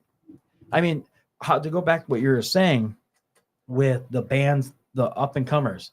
That's how actually Venetian did it, because we let White Country book our bands for us to find them down there. Right. And Little Big Town. Yeah. First time they only had 2 hits. Get this, James. 2 hits. That same year they played Venetian in July. They played the Super Bowl. Yeah. Oh, they in did? in February, January, they played the Super Bowl with, I think it was with Aerosmith or somebody that was with them. They played that, and then they came to Venetian still. These bands don't have to come after they get hit big like that and they do something like that. These bands still come to all their shows that they booked, and they killed it. Yeah, and they still killed it. are. I mean, And they're still making. I killing mean, they're one of the best, groups we have, and one of the top groups we have in country I mean, music. that's one thing about country that I like I've been saying, love the way they are. Yeah. And the funny thing is, I can tell you a story about them real quick. They looked at me because I was down there with Mike, and they said, "Is your name Joe?" I went, "Well, I mean, it's kind of scary. I never met you people, but yeah, hi." Because I thought the blonde with the curly hair was hot. Yeah. So I went, "Yeah." And she came up to me and says, "You look like our stage manager, and his name's Joe." I said, "We need to take a picture with you." I went, "Okay." And we're gonna send it to him. I went, "Okay." And so I always took pictures with the bands with my daughter, and she was young, like maybe 3 or 4. Throughout the years, she always came down and took pictures with me, but she didn't really care. But I want to see them go up, and she met all these people, but she doesn't remember anything. But that one picture, and I took with them, they always still this. They said that I looked like their stage manager. His name was Joe. You could have went on the road with them. That's right. I tried, but my wife then, my ex-wife now, she said no. Yeah. Right. I think they just had Boondocks out when they came for. Yes, that was the first year Summer they had Jam Boondocks. or Venetian or Venetian. Yeah. That's when they had played Boondocks. Yeah. And that's the thing that's so what's it's just fascinating, but it's so great that these bands can just catapult to just, overnight stardom, Well, with just a song. And that's, they know how important radio is for their career. So that's important to them. Well, Luke Bryant, first year he played was down at Venetian, and he was just out in about 2 years. Right. And then he did that, and then he did other stuff. His big song was Rain is a Good Thing. Yeah. That was his I can't remember if they'd even hit number 1, but it was one of his that we were playing that on radio, and that was the song, and people were just like, "Who's Luke Bryan? Like, we got to get to know this guy. He's got this different sound." And I stayed in touch with him after Venetian, and for a good year and a half, pretty much, he sent me a Christmas card the first year. Really? And then look at you. That's awesome. Then we kept in I never touch. got a Christmas And card. then after that, what the hell? he kind of made it big and did American Idol and did everything else. And he's doing okay. Yeah. And then he just another good kinda buddy is talking about these guys is Blake Shelton. Blake has done. See, I would love to meet Blake. That's one person I would love. He's to done meet. so much for the industry, and he's done so much for his own career, and he's just a goofball. But he is who he is. You know what to expect, and everybody loves him. I'd love to meet his ex-wife. Yeah. Well, listen. I've had him on a boat out here on. No, his ex-wife. Miranda Lambert. Wow, I didn't know he was married before. Yeah, this is Gwen is number 3 actually. Wow. So I go back to the first one, who's now a school teacher in Oklahoma. Okay. And, Kat is her name, and she's great girl. And Blake still. I mean, they're still great friends, and they were childhood sweethearts. I mean, high school sweethearts. Oh yeah. She was his manager. This is a great story because they both left Oklahoma, moved to Nashville. Kat knows nothing about the music business, and she's his manager. This kid from, Oklahoma, Blake Shelton. He left there, and he's gonna become this big country star. And he did. Yeah. And then Austin came out. That was his first single, and hit radio, and it was like, boom, never looking back after. I mean, he just took off. But so they came into town. They're playing the Van Buren County Fair. These were the days you could get a Blake Shelton, for like Never- $5 grand. They I didn't know probably you- paid him I didn't know 5 you or 6 played that. grand. Yeah. He Oh played yeah. that? Yeah. Like 1999. Yeah. Shit. Wow. I had him in the studio. We had him on the show. I didn't think He came in the studio, sat with us. I renamed Lake Michigan Blake Michigan for him for the day because by the powers and vested in me with the charter captains. Yeah, and he was digging it. He loved it. Just a character. So we took him out on Captain Mac McDonald's boat. Rest his soul. He was a charter captain out here, and I told him I got this country singer, right? And he didn't. He followed country a little bit, but the older guys, Mac was up there in age, so took him out on the lake. We caught some steelhead. Nice. Had a great day. Blake had never. He's a bass guy, bass and crappie, inland lakes. He had never done Lake Michigan fishing. He just couldn't stop raving about it. He loved it. So Kat was out with us, his wife, and we let her get the first, reel in the first steelhead, and went and cleaned the fish over here down at Eagle Point. Yeah. Afterwards, that's where Captain Mac was stocked over there, and then it's funny because I would see Captain Mac years after. When are you going to bring Blake Shelton back? He's a little bit too big. He's a little bit too big, Cap. Sorry, but we had him. You got the picture, right? You got the photo on the boat. Yeah, Get but to meet him. oh yeah. So it's just a that's great cool right story. there. Yeah, Damn. yeah. I didn't know he was around. Yeah, we had him out there. We had so many country singers. Shit. That's what I would always. We had this body of water here. It's like an Yeah. inland sea. They look at it and they're like crazy. They're like, oh my god! So I would always offer that invitation. Like, we could take you out fishing. We got the charter captains. They'd love to have you on, and We tried. they've never too. done it. This fish like this. So A lot of people Yeah. didn't want to go fishing when we had Venetian though. really, No, yeah. like Phil Vassar. Well, remember we took Billy Dean out. Billy Dean did. Yeah. Billy Dean wanted to fish, but he's another country guy. So. Right. Yeah. Yeah, I don't. Yeah, probably But the he didn't rock fish very people, long. and yeah, But no, probably Phil not. Vassar wanted to play basketball. Did he? Yeah. Did he shoot hoops? I His remember you cheating ass. telling that story. Yeah, Yeah. his cheating ass. How do you cheat? He fall. He fall. Yeah, Cheat. That's part of the game. He slapped my hand. We were playing street ball. We That's were calling part our fouls. They call you foul. And I did call it. He said, no, I didn't. So he didn't cheat. Yeah, he did. Yeah. Tried to plow me over too. I thought we'd get our, God. here's our team for Gus Magra. I don't know. What do we do with this guy? Man. we got Can't get fouled. Yeah, we can't fouled. He's cheating. He did. that's great. But yeah, I mean, a lot of people's been through here. It's amazing. Yeah. Of Isn't all it the right? country people Yeah. that We've had some great shows for Yeah. this size. So this is like it's not even a rated market. When we talk about Arbitron, which is now Nielsen, and years Yeah. ago they did the phone, the Birch, they do the surveys over the phone. There were no diaries sent out, but it wasn't a rated market. So you had to be big time though. You had to be sounding big market because of Chicago, Yeah. Grand Rapids, Kalamazoo, South Bend, and and here's us. So you got to play a big boys game if you want to survive. So See, the thing is, what we had, our producers that found most of our rock shows and alternative shows was coming out of Grand Rapids, Lansing area. Mhm. I love Yep. Brad to death. I Yep. love Brad. Brad does watch sometimes. Shout out to Brad. Brad But- Coombs, Yep. oh, man, miss yeah. you, buddy. Yeah, I do too. I still see him. I still see him from time to time when I Good talk. music guy though. I mean, he did his is. job well. Yeah. Yeah, he really did. And I he still does. got a Meridian lot of Entertainment. respect for him. And Does he? he's- Yeah, and he good. still is part of Meridian Entertainment. Yeah. But he's an awesome guy. But my thing is, he showed me a new light on how much bands cost. He Mhm. showed me a new light on how much things would cost if you want like a Beyonce, a Taylor Swift, how much those bands cost and how much you would have to sell their ticket for.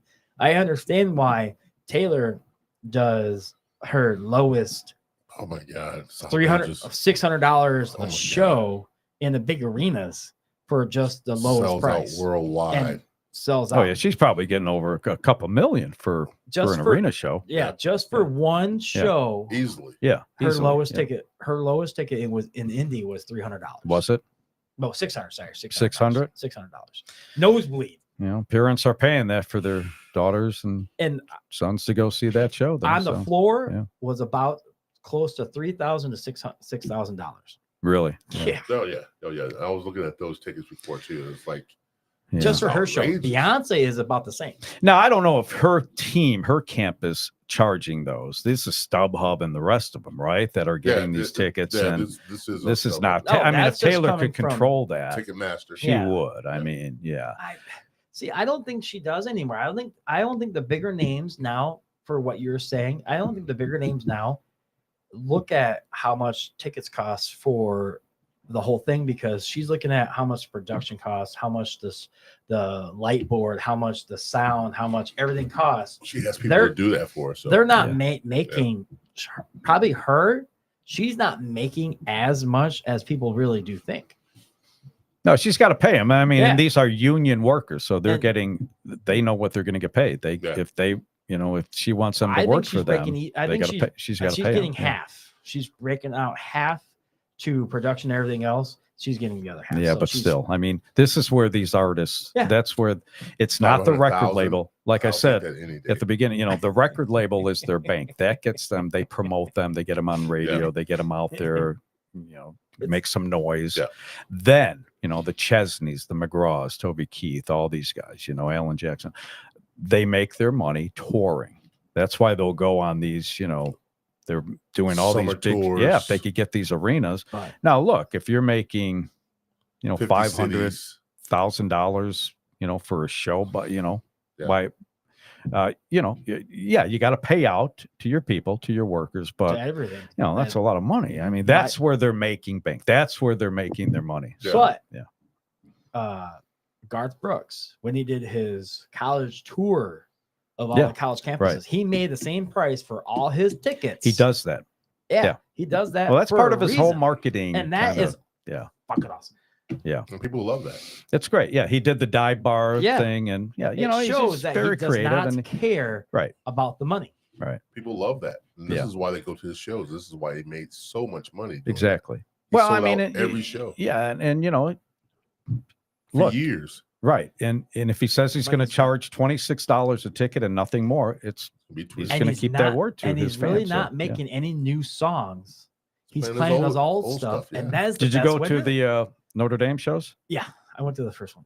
Did you go? What was that? The cold That night was the cold snowing? one. Yeah, that Yeah, was it there was cold too. snowing Yeah. one, yeah. So I didn't go to the nice hot. we were there. summer We one. had some great seats. And Yeah. I kept my But- season tickets. I had season the first year. of Where the were you? season Where were you tickets, sitting? Section 101. Okay, so you weren't that I was high above up the. then. I was above the tunnel, Yeah. Okay. All right. and And this was outside. Yeah, it's Yeah, outside. it was In outside. October. It was October, It right? was October. It's snowing. Beautiful. It was It was snowing? Yeah. It Oh was yeah. Yeah. It snowing. was like it wasn't a heavy, wasn't heavy snowfall. It was snow, like it was flurries, snow. but Yeah. rainy. It was that misty. It was cold It October. sucked. It was cold. It was sucked. cold, I man. don't Yeah. care what you are. It Yeah. sucked.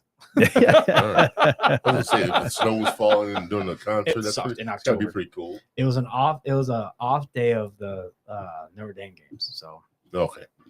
But he does it right. He knows when to strike. Yeah. I mean, look, he made that announcement. Tickets Yeah. were sold out like that. Then he Tickets comes were back. He's going to 26 wrap up the show there, and he did. and, $26. Yeah, Oh, that's beautiful, man. yeah.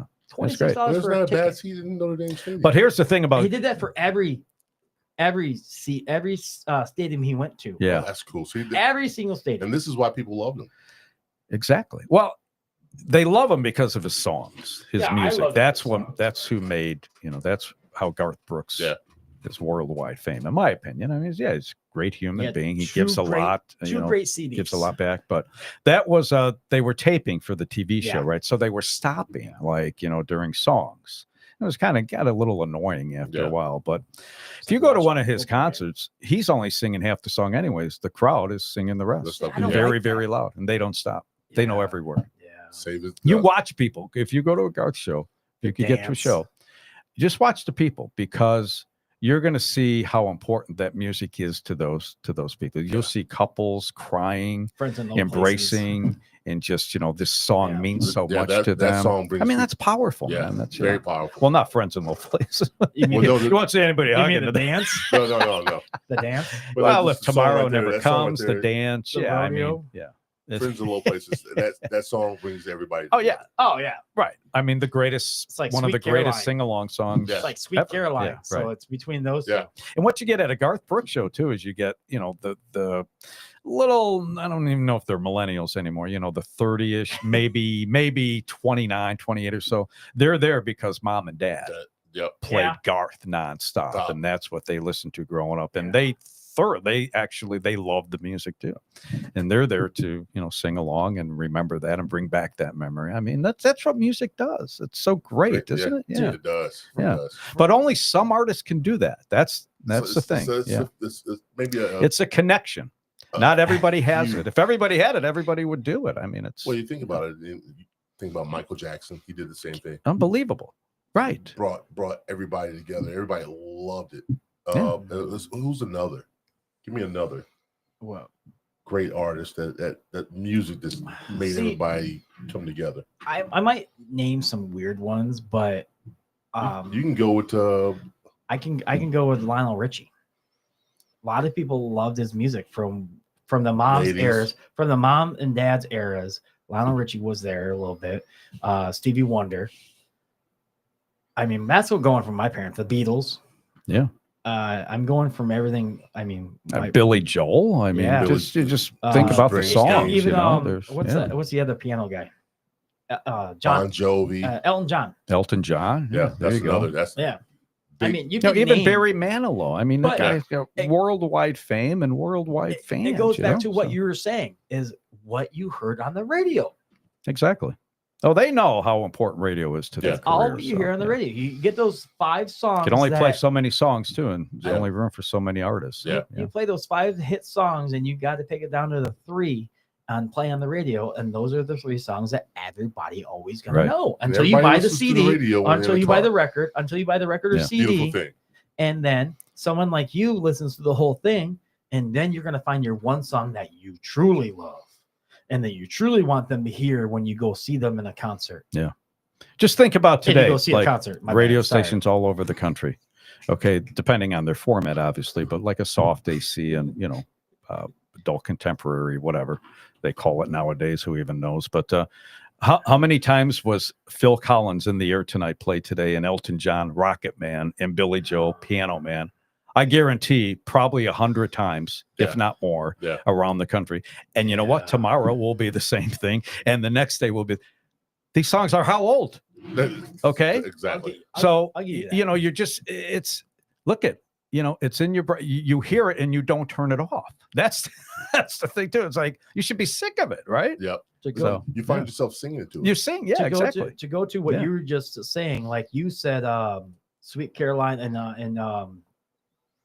Friends in Low Places. Oh yeah, And you were saying just a minute ago, these millennials and everything else, but these kids college days now that are now freshmen sing these songs in stadiums all over the world, in Right. bars all over Right. the world, right. and they have no clue what the song was really meant to be or what it was back then.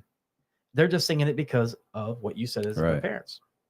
One It's guy amazing. that I It's always amazing. loved and I grew up with, and he was just a part of like that top 40 genre in the 70s and all, was John Denver.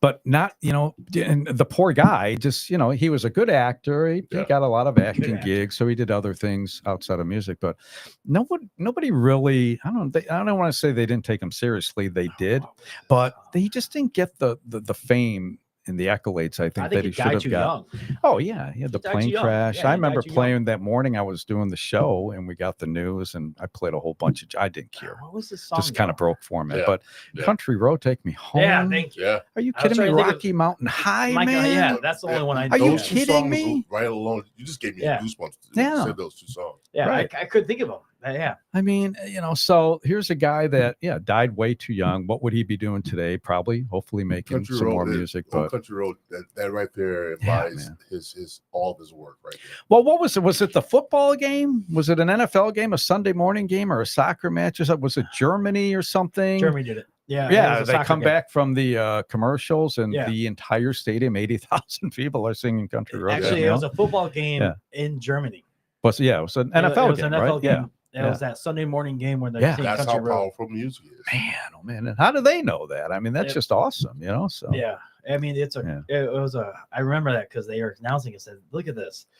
We're in Munich right. and they're singing Country Right. Road." And do they even know who John Denver is? Probably half of them don't. They just know that song and they want to sing along and drink a freaking 22-ounce beer, and then another one right after that and sing along. I'm thinking, But But you know what I mean? That John Fiji. Denver was, I don't think he, could he have been bigger than, what he was? Tap water. Maybe. I don't know. Joe, shut up. You keep bringing these waters. Your tap water. No, He says to me when I walk in, he says, now you did know you could bring your own drinks, Yeah, you right? bring your And own- I'm like, the oil no, no, no, no. I'm like, I This is- expect you to have he bought- drinks for me. Are you kidding? He'll buy me a water, the same water, gets- right? No, I give him the same water. The cheap water. Like he gets the Fiji, right? Yeah. And this one right here, just pops it open. You can pour From the anything tap. into that. Yeah, Yeah, that's what I right. said. From his sink. yeah. So he brought me this water. I'm like, I buy that at the Oh, gas boy. station. And the So- funny thing is, I looked at him and I said, "There's no tap you pull off, or no, you don't want to hear crack, crack, crack." Right, right. And, So- he said, "No, you just pull the tap up." I'm so he like, keeps buying this water Right. from me, knowing that it may be tap water. then I said, "That's why they have a sink right there." Shit, that's why they're doing it. And how our world has changed. We pay for water, Yeah. and we Yeah. think the spring water, half of them aren't, if That's how not much I more, paid. That's how just- much I paid for my Fiji. Your water. What's special about the Is it Fiji? really? That was the same price. Oh, it was the same price. Yeah, it's the same Oh. price. What's special about Fiji? Nothing. I've I- never I- had that before. I love Fiji water. I've always had. No, Is it I've always flavored? drank- It's There's nothing I've special always drank about Fiji it. Blue water. and- It's blue Name. color to it's- it. or- It's the name. It Oh, no, comes no, from that's the just the Fiji inside, okay. mountains. Oh, okay. Sure it does. And the Are you sure it's not better, tap it's water? better than your tap water. Than I know. At least I can crack mine and I know it's safe. That was the last one. And let's see what happens. Oh, no, I'm sure it's Let's see what okay. happens on I Wednesday. hope it's not, Let's see what happens on Wednesday. I'll bring you some tomorrow when I go by. Okay, Yeah. down Main I'll put a Street. girl There There arm you around go. my I'm gonna neck or stop by something. this. Here you go. I'll just leave it out there for you. We'll see what happens on Wednesday when we come back on Wednesday. Oh man, Still haven't filled my wine up. I'm pissed. thanks, Joe. You're a the wine best. drinker? Oh yeah. Oh yeah. Yeah, That's I why never- we have wine here. Yeah, Yeah, Joe. man. I've been a Denise, wine Denise drinker. loves the wine, and she loves all the Ah. wine. I don't know. We used to do this segment on the show. I don't know if you remember. I had Tim Lemon come in from Lemon Creek. I hate to admit Okay. this. I never listened to White Country. Oh, that's great. Well, thanks for inviting me on the show. I appreciate You're a that. Well, jerk. you're learning a whole lot now, I right? actually- see all I- you missed I, though? I Yeah. listened. I listened to it towards the end of the years that you No, had. I knew he was a rock guy. Yeah. He wasn't a country. Yeah. guy. I was you're a John jerk. Jay. He was a good guy. He was a good guy, but I was yeah. John Jay. I was Hunter. I was Jason Lee even more. Jason's a great. Yeah, Drinks more of Jason. that Fiji Jason's a good water. I radio love- guy. I John love- Jay, just a good friend, and I Yeah. mean, just a John Jay was awesome. goofy, wacky, just fun guy, and Yeah. great radio talent. And Yeah, we had a lot of great He's guys thinking that about had bringing come him through on. that. You know, He's thinking about bringing him on. Yeah, get him out here. We should. You'd We have should, some yeah, we laughs with should. him. Yeah, We should. yeah, he's always been cool to me. yeah. But I was never big into country until I did Venetian. Then after that, I started listening to country more. I did. I like country music. I mean, I never liked the twangy I'm not shit. embarrassed to say it because a lot of people. You No, like it's so country? different now too. It's like It's yeah. different. I used to listen to some of the old country music, like Johnny Cash. Johnny Cash, Conway Twitty. Yeah, I'm seriously. I mean, used I to believe listen it. did you good? to Yeah, Some of those old. it's all old great country- yeah. stuff. I mean, yeah. Yeah. I mean, country was always big. I mean, in the '70s, but you had your certain listeners that was it. Yeah. Like there weren't other people checking out country really, you know. Country fans, you know, even back then they were loyal, but that's all they listened to. Well, you not know? only that, Nowadays you get all the crossover artists and you know, I mean, we could talk about radio and where it's going, and I mean, it's not going think anywhere, in my opinion, right Yeah. now. You don't think it's so? in a bad way, man. I Yeah. think it's gonna die out. I think it's gonna die. And then it's just Well, I don't gonna know if die. it's going to die, but I it's don't think definitely it going to is. either it's going to evolve It's a and change. We're not going to in I'm thinking like in 20 years, and that's not a long time. In 20 years, radio is not going to be like. Do you wake up in the morning and turn on your radio? Do you even have one in your house? No. No. I don't, What yeah. you do is you get up, you Think about take your morning leak, and then you get back in bed, and then you grab your phone and you scroll. And Actually, what did I I don't- miss overnight? And then you Actually, start texting. I don't do and- that. I turn the TV on and watch the news. Okay, so you're watching news on I the watch tube. news, Okay, yeah. why not radio? Because Because there's nothing to freaking listen to. there's no local news I can Yeah. listen to. Honestly. Okay, so you're a news guy, so you can Yeah, get the I listen news to on news. radio. News and They weather. do They news. yeah. News and weather, but I had to Okay. listen for the whole till the 15 minutes or half hour for radio. You want to know the I want to news know right the away. news now. I want to know You what's want it going when on. you want it. Yeah. Yeah. And that's a part of it too. But remember the days. I mean, come on. I do actually. Radio was everything. You know, Yeah. you when I was a kid, the radio was on. It wasn't TV. No. Okay. And there were shows that, you know, the Today Show, there were shows you Well, could watch. You but are older than me. yeah, but I mean, you know, you had the radio on. Right. I mean, and I turned it on in the bathroom, downstairs in the kitchen, eating Yep. my cereal Yep. before school, and so did every other kid. Yep. I remember going to school and with WLS, that was our station. You didn't even have to say the station or the call letters. I would go to school and say, "Wasn't that great what they did last night?" And then the other kids were like, "Yeah, man, I was laughing my ass off too, man. That was like, I couldn't believe they did that, man. I may try that too." We knew what it was, the radio station, the yeah, radio guys, yeah. You make me think of the Christmas movie, The Christmas Story, when the kids running to the radio and listen to Range. That's exactly what Yeah. we used to do. Man. That's what I'm saying. That I know you was guys were on our- the same age. I'm sorry. That was, yeah. Well, Listen that to was TV you that was a listen to big part of TV our life. shows On, Yeah, on the TV radio. as well. I mean, Yeah. we watched all the shows too, but radio was a big part of our life, right? Nowadays, kids don't give a crap. They could care less about the radio. There's nothing that they're interested in with the radio. This is my Right. opinion. If we don't get young people, okay, involved and treat the radio like a lifeline, like a Yeah. necessity in their everyday life, we're in trouble, man. I'm telling you that's right now, true. because they have everything on the believe it. palm of their hand with their phone. They got the internet. They could get any music anywhere they want. They could get the music when they want it. They don't have to wait. Okay. Will they be loyal to their radio? I don't know. But I don't know. Nobody really knows what's going to happen here. That's scary. Yeah. I I still agree think with you. I still think the radio will be prevalent in 20 years. I think it still will be something that we have to, especially in your cars, right? I mean, I hope so. Yeah. But I, I mean, doubt the it. I listening, doubt what it are you in the cars listening even around more. here? The average commute is 10 minutes, 7 to 10 minutes. yeah. I mean, what are you getting? 2 songs? It's just not helping an advertiser. And Right, if you right. don't have advertisers on your radio station, you ain't paying the He bills. says 2 It's plain and songs? simple. Yeah. It's Really, true. It is Yeah. true. 2 to 3 songs, then you got a commercial. Yeah. The reason I love the radio is because I'd rather listen to the radio, someone like a Howard Stern or you guys morning shows when you guys are just talking to Yeah. one another like a podcast and like everything else. And then all of a sudden, oh shit, we got to play some music. Here you go. Here's another song. And then go back to talking. That's what I like about hearing about. Well, you're radio not going to music. please everybody. And I you know. learn that right away. I And, know, and but Stern, that's you the know, only thing I liked. yeah. That's the only thing I liked about every morning show that's a local around here. You had to go talking for a good 15, 20 minutes. Yeah. And then you played about 3, 4 songs. Then you went back to talking. And then you played 2 more songs, Yeah. 2 or 4 more songs. well, the way I liked did my show I too, liked it. and I believe that people got up and turned on my show. They listened. I know they did. We had Oh, yeah. this market. I mean, I'm not going to say we owned it, but did. we Actually, made you a were big number dent in it, and I was very, very proud of what we did and what we Right. accomplished. But it was like I used every hour was like 15-minute blocks, and every 15 minutes I had to do something entertaining. You had to do your benchmarks, they call them, and all, Yeah. and your news and sports and all that, top of the hour Yeah. crap and all that. But every 15 minutes I had to be, what am I going to do for the listener? And I always made that, for the 4-hour show. So I always had that in my head. And then, as you get closer to 10 o'clock, then you get more music playing, you get people at work getting settled in, and, then it's about the music. But I was lucky enough to be a personality on a music intensified radio station. So I get what you're saying. But I Yeah. mean, Howard, he was on W4. I mean, he had to play, he had to play country music for a Yeah, little he short time there He had before. to play a lot of stuff. He had to different do a stuff. lot of things he did. didn't want to do. Until he went to Right. Sirius. Until But I went mean, to he was a Sirius, bit guy. He was like, He was. we did bits, Yep. parody songs. Yep. That's who he was. I mean, and then he just evolved as a, and he kind of did it with the dirtiness, the way he Yeah. does. And Yeah. that's part of Well, his show. Is that that's- who he is? Probably not, No, he's so, actually very yeah. shy. But you knew that's what He's drew very shy. his listeners, his followers. Well, exactly. I think Exactly he knew right. what it He was. doesn't like to be in the limelight. He's a very I always get him confused. Introvert, extrovert. Introvert. Yeah. Introvert. Introvert. He's, Yeah. he's more introvert where he doesn't like to be in the limelight. He doesn't want to be there. He doesn't like it at all.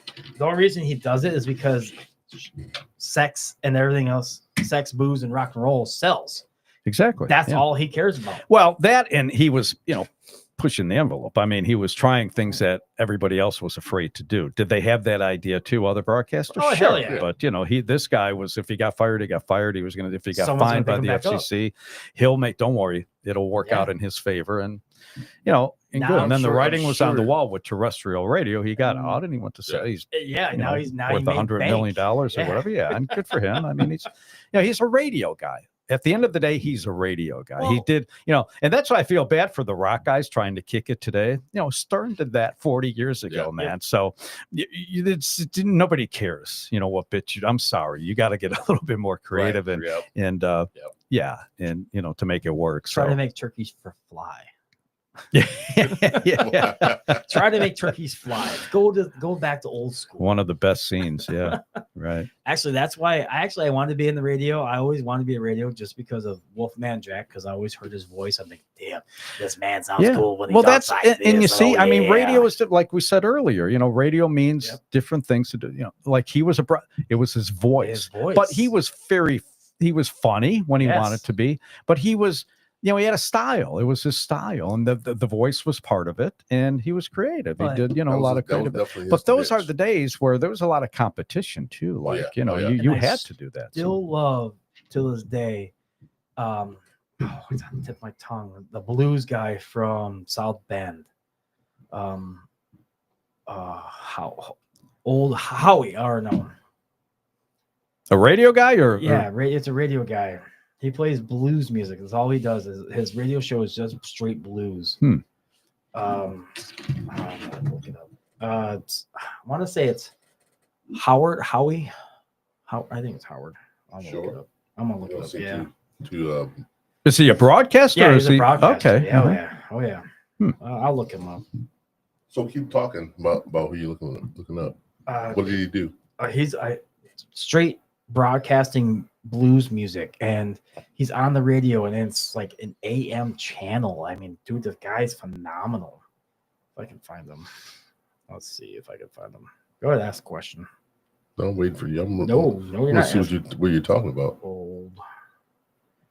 Yeah. It's Howard. I don't want to say it's Sure it's Howard? I want to say blues. It's probably Rick. Hope he's watching. He's like, wow, man, come on, find my name, will you? I'm still guy kicking. doesn't I'm know still what he's doing the doing. show. He is actually still doing the show. I can't. No radio station plays for? No, I can't think of it offhand. Go ahead, ask him a question. Why do you gotta look at me? It takes me a while. It takes me a while. I'm in the middle of this intrigue right now. You could be. I could tell you my Darius Rucker story. Yeah, let's go we do got to that. Let's go- revisit let's go that. to that. Yeah. So Oh yeah. So we once, a former partner of mine at Y Country, we rode a tractor into Tinley Park, Illinois, which I believe at the time was called the World Theater. Yeah. And it was for our farmers here in Burien. I think it was for the Tri-County area, Van Buren and Cass County as well. We were raising money by riding that tractor from 580 Napier to Tinley Park, Illinois. Okay. And we used the Michigan Flywheeler guys up there in Yeah. South Haven, great guys. And they helped us out. We were on one of their tractors, and then they, pulled one in case this one we were on broke down.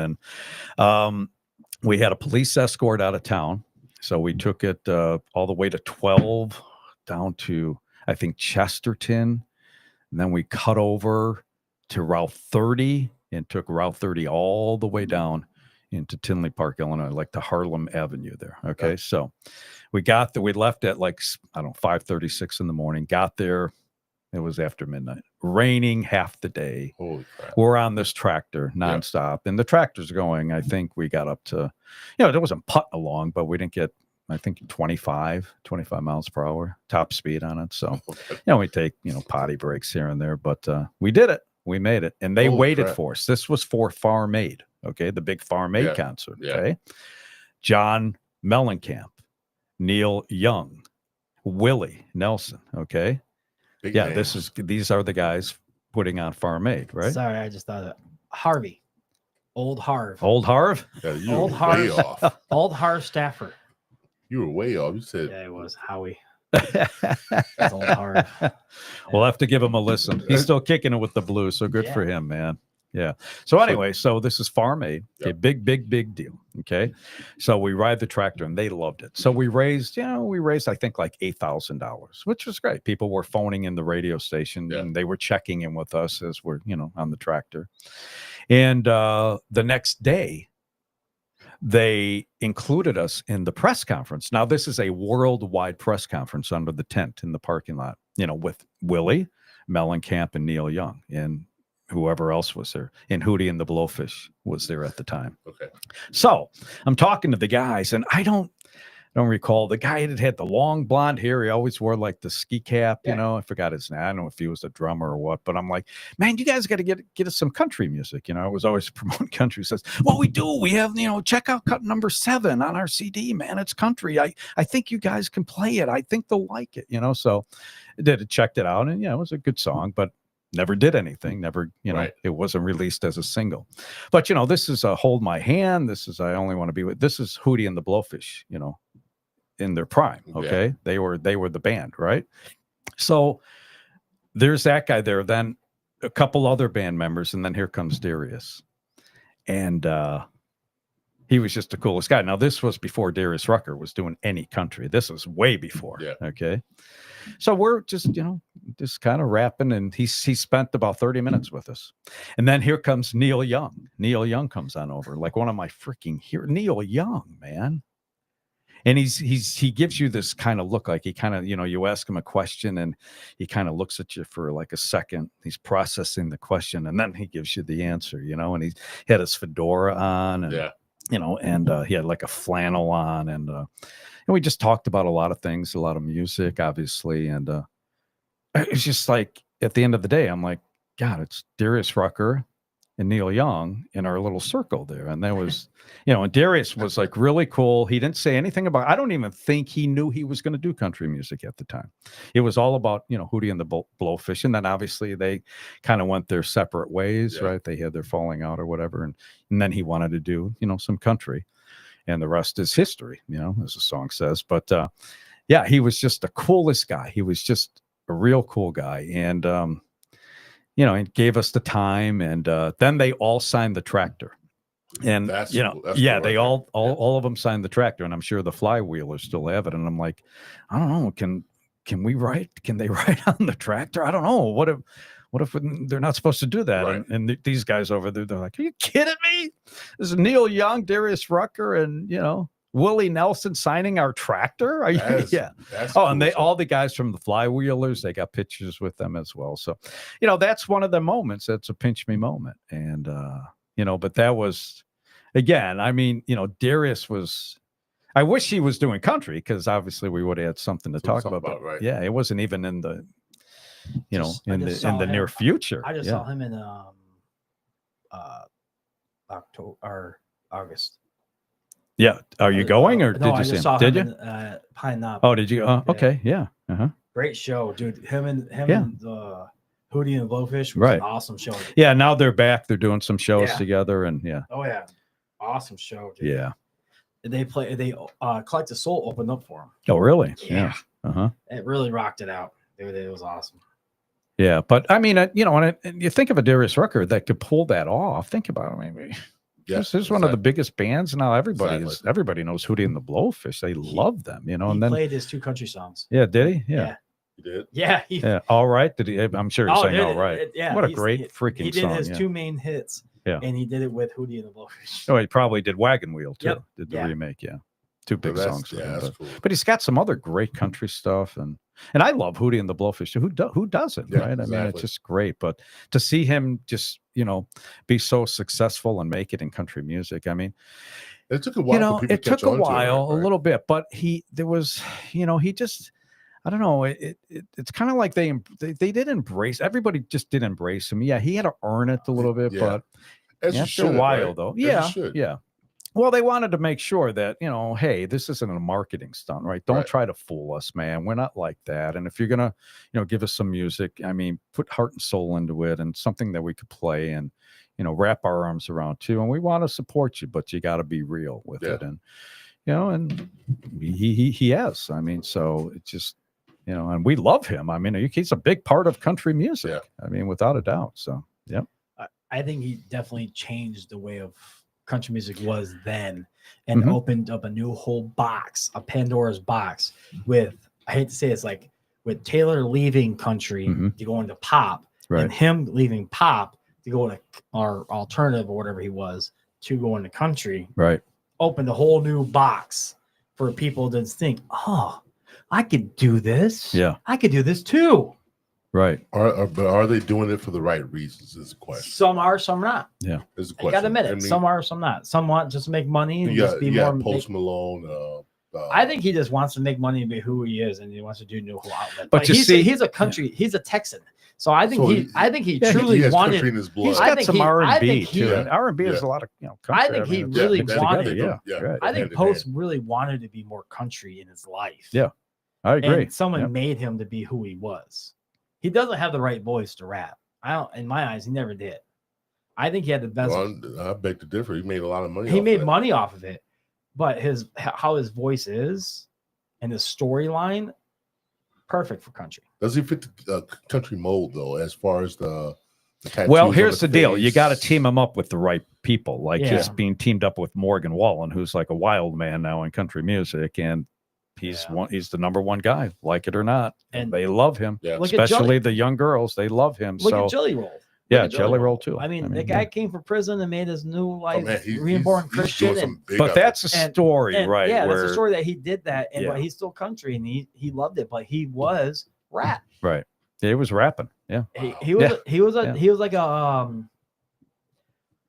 what's that? Bubba Sparks. He was like a Bubba Sparks Yeah. where he did a kind Right. of rap. Southern- But here's the Southern thing, rap. it's like- yeah. I think they may start up. They don't know what's going to happen, right? A Post Malone, they're Jelly Roll. They don't know, but they're just going to throw it out there and To see what happens, happens. yeah. Now, after like, they're like the feeling like I got with listeners and the connection. They're like, man, this is like so powerful. This is like, I really, really love this, and I want to be a part of it. What do I need to do to have this continue? Yeah. You know, so it becomes part of their life. So they're not faking it anymore. If they start off as a publicity stunt, so be it. But they stick around, you know, and the ones that stick around, I mean, they're in there for the long haul. I mean, Right. because they want to be there. So Like we Yeah. said, like I asked you earlier, Shabuzi, no offense, one hit wonder for country. He's only gonna have one big hit. yeah, One big hit. You know, you can't really say that just yet. I can. You can't say that just yet. Well, I can. I Well, can say You it. can say it, but you can't say that because you don't know. You don't know what's going to come. He may come out with something Yeah. even He better. might have no. He's gonna the most money he's probably gonna make is his first hit Okay, but still, because that's a one hit wonder. I mean, look at all the other one hit wonders that were out there. I always said no, they had another hit. No, a one hit wonder is one song they hit number one.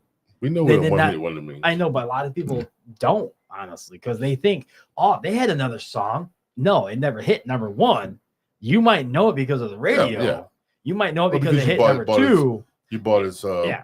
his album or downloaded it, whatever the case may be. It never hit the number one spot. So he's going to be Yeah. a one hit wonder for Yeah. that one song.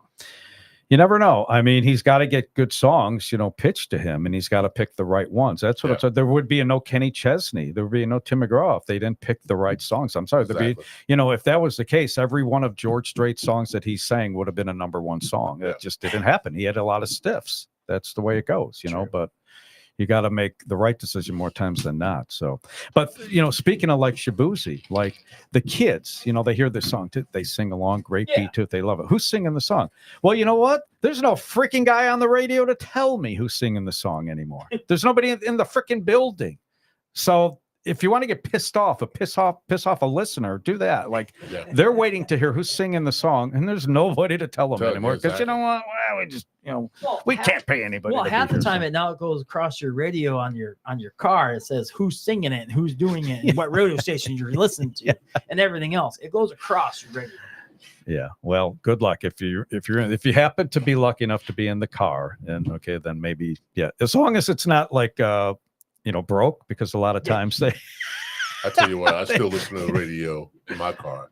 Yeah. Country music is in my car right now as I go. okay. home So tonight. you're not going to any streaming. You're not going to any No, I any know, other I know. service. No, You're listening to the radio. Radio, Okay. yeah. Because why? Because it's just part of who you are, right? You This is grew what I up with it. Yeah. Exactly. James, Exactly. James is But old think school. of an 18, 19, 20-year-old. They're not. And that's we're going to die, man. You know? Anybody I mean, listen to and my car, yeah. can we change the station? Nope. Yeah. Right. Listen to country music right now. There you go. Yeah. Or listen to what I want to listen Right. to. Yeah, I'm more- the I'm more radio. set. We need to get kids, though, that really like use radio as, again, a lifeline. I mean, that's Yeah. that's how serious it is, in my opinion. I mean, look, you're going to have, you know, the 40, 50-year-old, 60-year-olds, like, you know, we're going to listen to it. It's part of who we are. And, you know, is it important to us? I don't know. Not really. There's nothing entertaining. You know, what draws you to radio? I mean, a personality, right? Exactly. You would think, right? It does, In the it does. music, if you know, and you get a good personality with the music you like, I mean, that's, hey, It's a win-win right? situation. Exactly. I would give So- you that because I don't like half the music that sometimes the Bear plays, and I love the Bear, Mhm. and I love Jason Lee and listen to him and Yeah. Cluck because they're local hum boys here in St. Joe, Michigan, and I love hearing them and them talking. Mhm. But I can't stand half that music sometimes. What they're Yeah, playing. but Yeah. what they're playing. Do you know the music they're I playing? know Do you the know all music. the artists? Yeah, I know all the okay. artists. I know the music, but Yeah. I don't like really heavy metal all the time. Sure. Early in that morning. Right. Right. This is the country. You won't Yeah. hear There you that. go. Yeah. I, Yeah. But What do you like about their show? I just like who they are and how. The Okay, so you feel a personalities. connection to I them. do, You're I do. relating Yeah. to you I like the top, relate who like they you are. if they do a bit for like 8 minutes, which is like eternity, Yes. like in radio, that's like a no. You'll stick with them Yeah. for 8 minutes. Good for you. That's great. I wish we had more and more I'll listen Joes to out and there. I'll Yeah. listen. I'll listen to the song, but if I don't like the song, I'm going to another. Yeah, channel. you're I'm leaving. going to another Yeah. channel until I know that song's over. Then I go back. Okay. And Well, listen you to- go back. Yeah, I go mean, back. Yeah, I Yeah. go back. I mean, they like to hear that, but I do. Every time Jason comes in and sees and goes Ace Hardware and I talk to him and we talk. does he still about- live in the area here? Yeah. Is he? Oh, Yeah, that's great. him and his Yeah. him and his family still live here. So. That's awesome. Oh yeah, Yeah. Well, if you see him, tell him hello. I from me. will. Yeah. Yeah. I definitely will.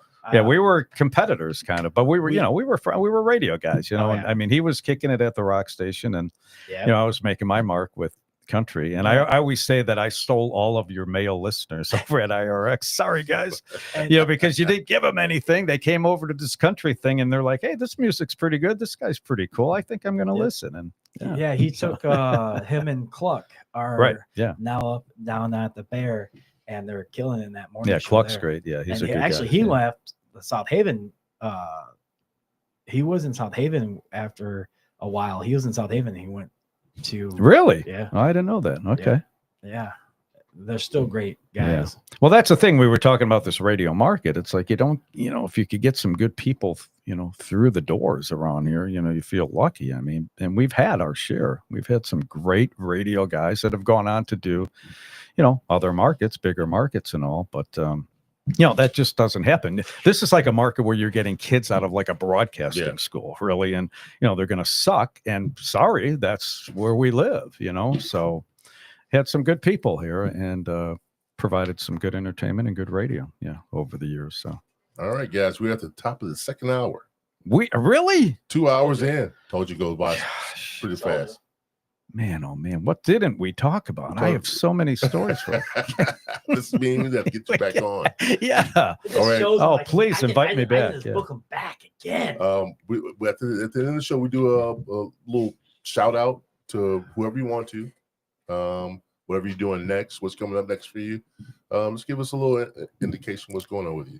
In the Yeah. upcoming- So, okay. Well, here's what I'm doing. So I got like 2 hobbies going on now. So I'm writing some music. Okay. Now here's the deal with me. I'm kind of a lyric guy. That's it. Like I play the music. I don't hear the music when I'm writing Yeah. these. There's story songs, strictly story. I give you a great ending. You're going to get that surprise ending on what I got like 2 binders. So I got like 70 songs. Wow. I call them songs. They're basically 3-minute short stories. And I just hope that, I don't know, I haven't done anything with them yet. I need to get, I mean, maybe you guys can help me. I need to get them out there. I need to get somebody that hears the music when they see the words and can put music to it. Yeah. And put a sound to it. I need to find that guy or her. Okay. And so that's my goal. I just, just to get one of them One of those. recorded or Yeah. sold or just, it's not even for them. I just, Interesting. it hit me. I've always wanted to, I've always been big with parody songs. I just love doing parody songs. I've done some great ones. I mean, if you don't mind me saying, over the years, just fun. I just love that. So, and then I'm like, if I could do a parody song, why can't I just write a real, good, heartfelt, kind of emotional, hit you, tug at the heartstrings kind of song. And sure enough, it just kind of came out. And look, like I said, I got like 70 of these written. So I'll figure out. I call it my kids' 401k. That's what I call it, because I'm like, my Kids' four daughters, I'm like, 401k. one of you guys have to do something with these if I go. Okay, you got to promise me. So you got to get them in front of some people. So and I think there's some good stuff. So that's one thing I'm doing. And then another thing is I got to find the time. Okay, here's the deal with this now. And this is, I'm going to be serious about this. So again, I told you early on, if I want to do something, I said, I'm passionate about it. I want to get into TV commercials. So I want to start, exploring that avenue and trying to, and see if I could do that. And here's one reason why is because I feel that I could sell products. I like selling products, and if I have to do it in front of a TV screen, I want to see if I could do it. I've done it over, a microphone at a radio station for, 30 years. So, yeah, so that's what's coming up. And I'm sure you can do that without a problem. Will it happen? I don't know, but that's my dream. So, yeah. Your turn. Joe? No, it's your turn. Damn it. Your Going turn. this way. Pit rock scissors. Yeah. Nope. Damn it. No. I would lose anyways. Well, we have, 3 grandkids now, the 4 daughters, 3 Yeah. of the 4 are married. So life is so much different, When I was doing the radio thing, it was like at the station, out and about in public, or at the school. Our kids are Bridgman Bees. So Yeah. I'm sorry. that was it. That was Jeez, go Bees, baby. Go Bears. You're still invited to the hive. Don't worry, I'll get you in. Yeah. But that was it. That was our life, and it just flew by. I mean, it's sometimes I can't even think about it. Sometimes I just start crying. It's like my little one, the baby, when she graduated, I'm in the stands bawling my eyes out. It's like I'm never going to come back to the school for anything that my kids will, are going to do here again. Right. So it's just hits you. That's real life, So yeah. All right. For my final thought. Yeah, it's gonna be a good one. The final thought. Okay. That's what we call it. My final thought, and on the whole aspect of our podcast today, was it's phenomenal. I learned a lot more than I did about you, especially your last name. I did know your last name, but I just couldn't remember it right then and there. I guess because when you said it, yes, that's right. He did say that. So for knowing that, re-knowing the whole how you went through your life and journey as a DJ, I think it's awesome. I'm glad of what you've accomplished in your life so many years. The people in this town love you for it, Oh, thank respect you. you for it, and you keep on doing what you believe in, and you will write one of those I hope so. songs, Yeah, and you so- write and you will sell something to somebody for a commercial or anything like that atmosphere. You keep on doing that, and sky's the limit. Oh man. Well, thank you. I mean, that's, I truly love you guys. I mean, this has been great, and it's great to talk about this stuff, like I said earlier, but to be inspired, you guys inspire me too. It's like, and we all need that in our lives, Yeah. especially nowadays. Yeah. Can I leave you with though one little, because I totally forgot about this until now when you started talking there, Joe, but like I'm thinking to myself on the way over, well, what if they ask you like, well, like, when did you know you made it in the market or made it in radio? So I'll leave you with this funny little story. There were a couple little things, but this is the one that really sticks out. So you guys are going to love this. So it's probably about 2006, 2007. We're doing this show's rocking. We're doing really good. Okay. And Denise and I, my wife, Denise, we go over to Lowe's, because I mow my own lawn. I do, I do, all the things I'm supposed to do as a husband. And, so, we're going to go get paint over at Lowe's. Okay. And we're going to paint the bedrooms, and she's dragging me there, and I go get the paint, and we go check out. I got the freaking, gallons of paint, and the little girl is now going to ring us up, and she's probably, high school age, maybe college, young girl. And, she's checking, ringing up the paint and everything we have. And I'm like, okay. And she says to me, You know, has anybody ever told you you look like Wild Bill? I look at my wife and I said, yeah, you hear that? Yeah. And Denise says, shut up. Shut up. And I look back at the little girl and I said, yeah, you know, I get that all the time. But, you know, I love his show. I listen to it like every morning. You like it? She says, oh, I love that guy. And she kept ringing us out the paint. Have a great day. See you later. I love that. Thank you for that. I'll remember that. That's when I knew I made it. Yeah. Yep. Yeah. See, the funny thing is, I had something like that. I took a night off of DJing, and I took my ex-wife out to a movie, and this person comes up to me and says, "Hey, are you DJing tonight?" I went, "Dude, it's 10 o'clock now. No, Yeah. I'm gone." I said, and they looked at me and said, "Dude, you're phenomenal. You're awesome." I said, "You should keep on doing it." I said, "Dude, I wanted a night off. I'm playing hubby. Leave me alone. See me next week." So yeah, You're DJing tonight. But it makes me feel good, especially with this. Yeah. Now people are coming to me and him and saying, "You guys are awesome. We love your show. We love what Well, we you just see." turned me on to your. I'm going to be And- like a avid follower. I mean, I'm going to And listen every show. It's So, awesome. yeah. I mean, people are now approaching us Yeah, and doing It's it. it's very humbling. I tell you that much. It's something. Good for you. You guys are very good at what you do. You're very natural. You're just laid back. You ask a lot of great questions. I hope people, you know, watching and listening felt that as well. It takes a while. It's hard to do. You know, Yeah. it's not for everybody. So, you know, what I like about it, because I was thinking, you guys didn't make it about yourself. You know, you included me, and that's what I always did with, you Yeah. know, when we had, you know, country, you know, artists that we'd interview in Nashville, the Country Music Hall of Fame, wherever, in the studio. It's never about me. I didn't, you know, let them. They're the funny person. They're the guest, and they're the person that the listener wants to hear. Right, So never forget that. Well, So that's what makes that Yeah. 2 hours go by like that. it really did. My goodness. It goes like that. Felt You're like we've worried been about just it. doing it for like 20 minutes or so. So James, your final thought. All right, my Come turn. on, All right, guys. speak to us. I want to thank you for coming on. This is when Joe told me Wild Bill was coming on. I never really met. Yeah, you didn't either. know me. I don't know you. We've never met. Or, No, yeah. no. But it's been a pleasure. Thank It's been you. a pleasure. Thank It's you. your stories are great. I love the Oh, stories. thanks. I tell you what, I'm gonna be listening to your show more often Thank during you. the morning. I definitely will, and hopefully you can listen to ours more often. I sure I will. appreciate it. I promise you that. Um, Yeah, we're gonna spread the word too. We're gonna get Yes. more. Yeah, Yes, yeah. and that goes a long way. It's a word of mouth. It exactly. helps out everyone. Sure. You've definitely inspired me right now. And just keep on doing what you're doing and stay connected and determined. And not only that, if you're going to set out to do something, stick with it. Right. Stick with it with all your heart and follow to the end. I appreciate that message. That meant a lot to me. But for all the listeners, guys, like I said, we had almost at 200 guys. Please hit the like and subscribe button. Do all that stuff for us, and we will love you forever. This is the 64th episode, guys.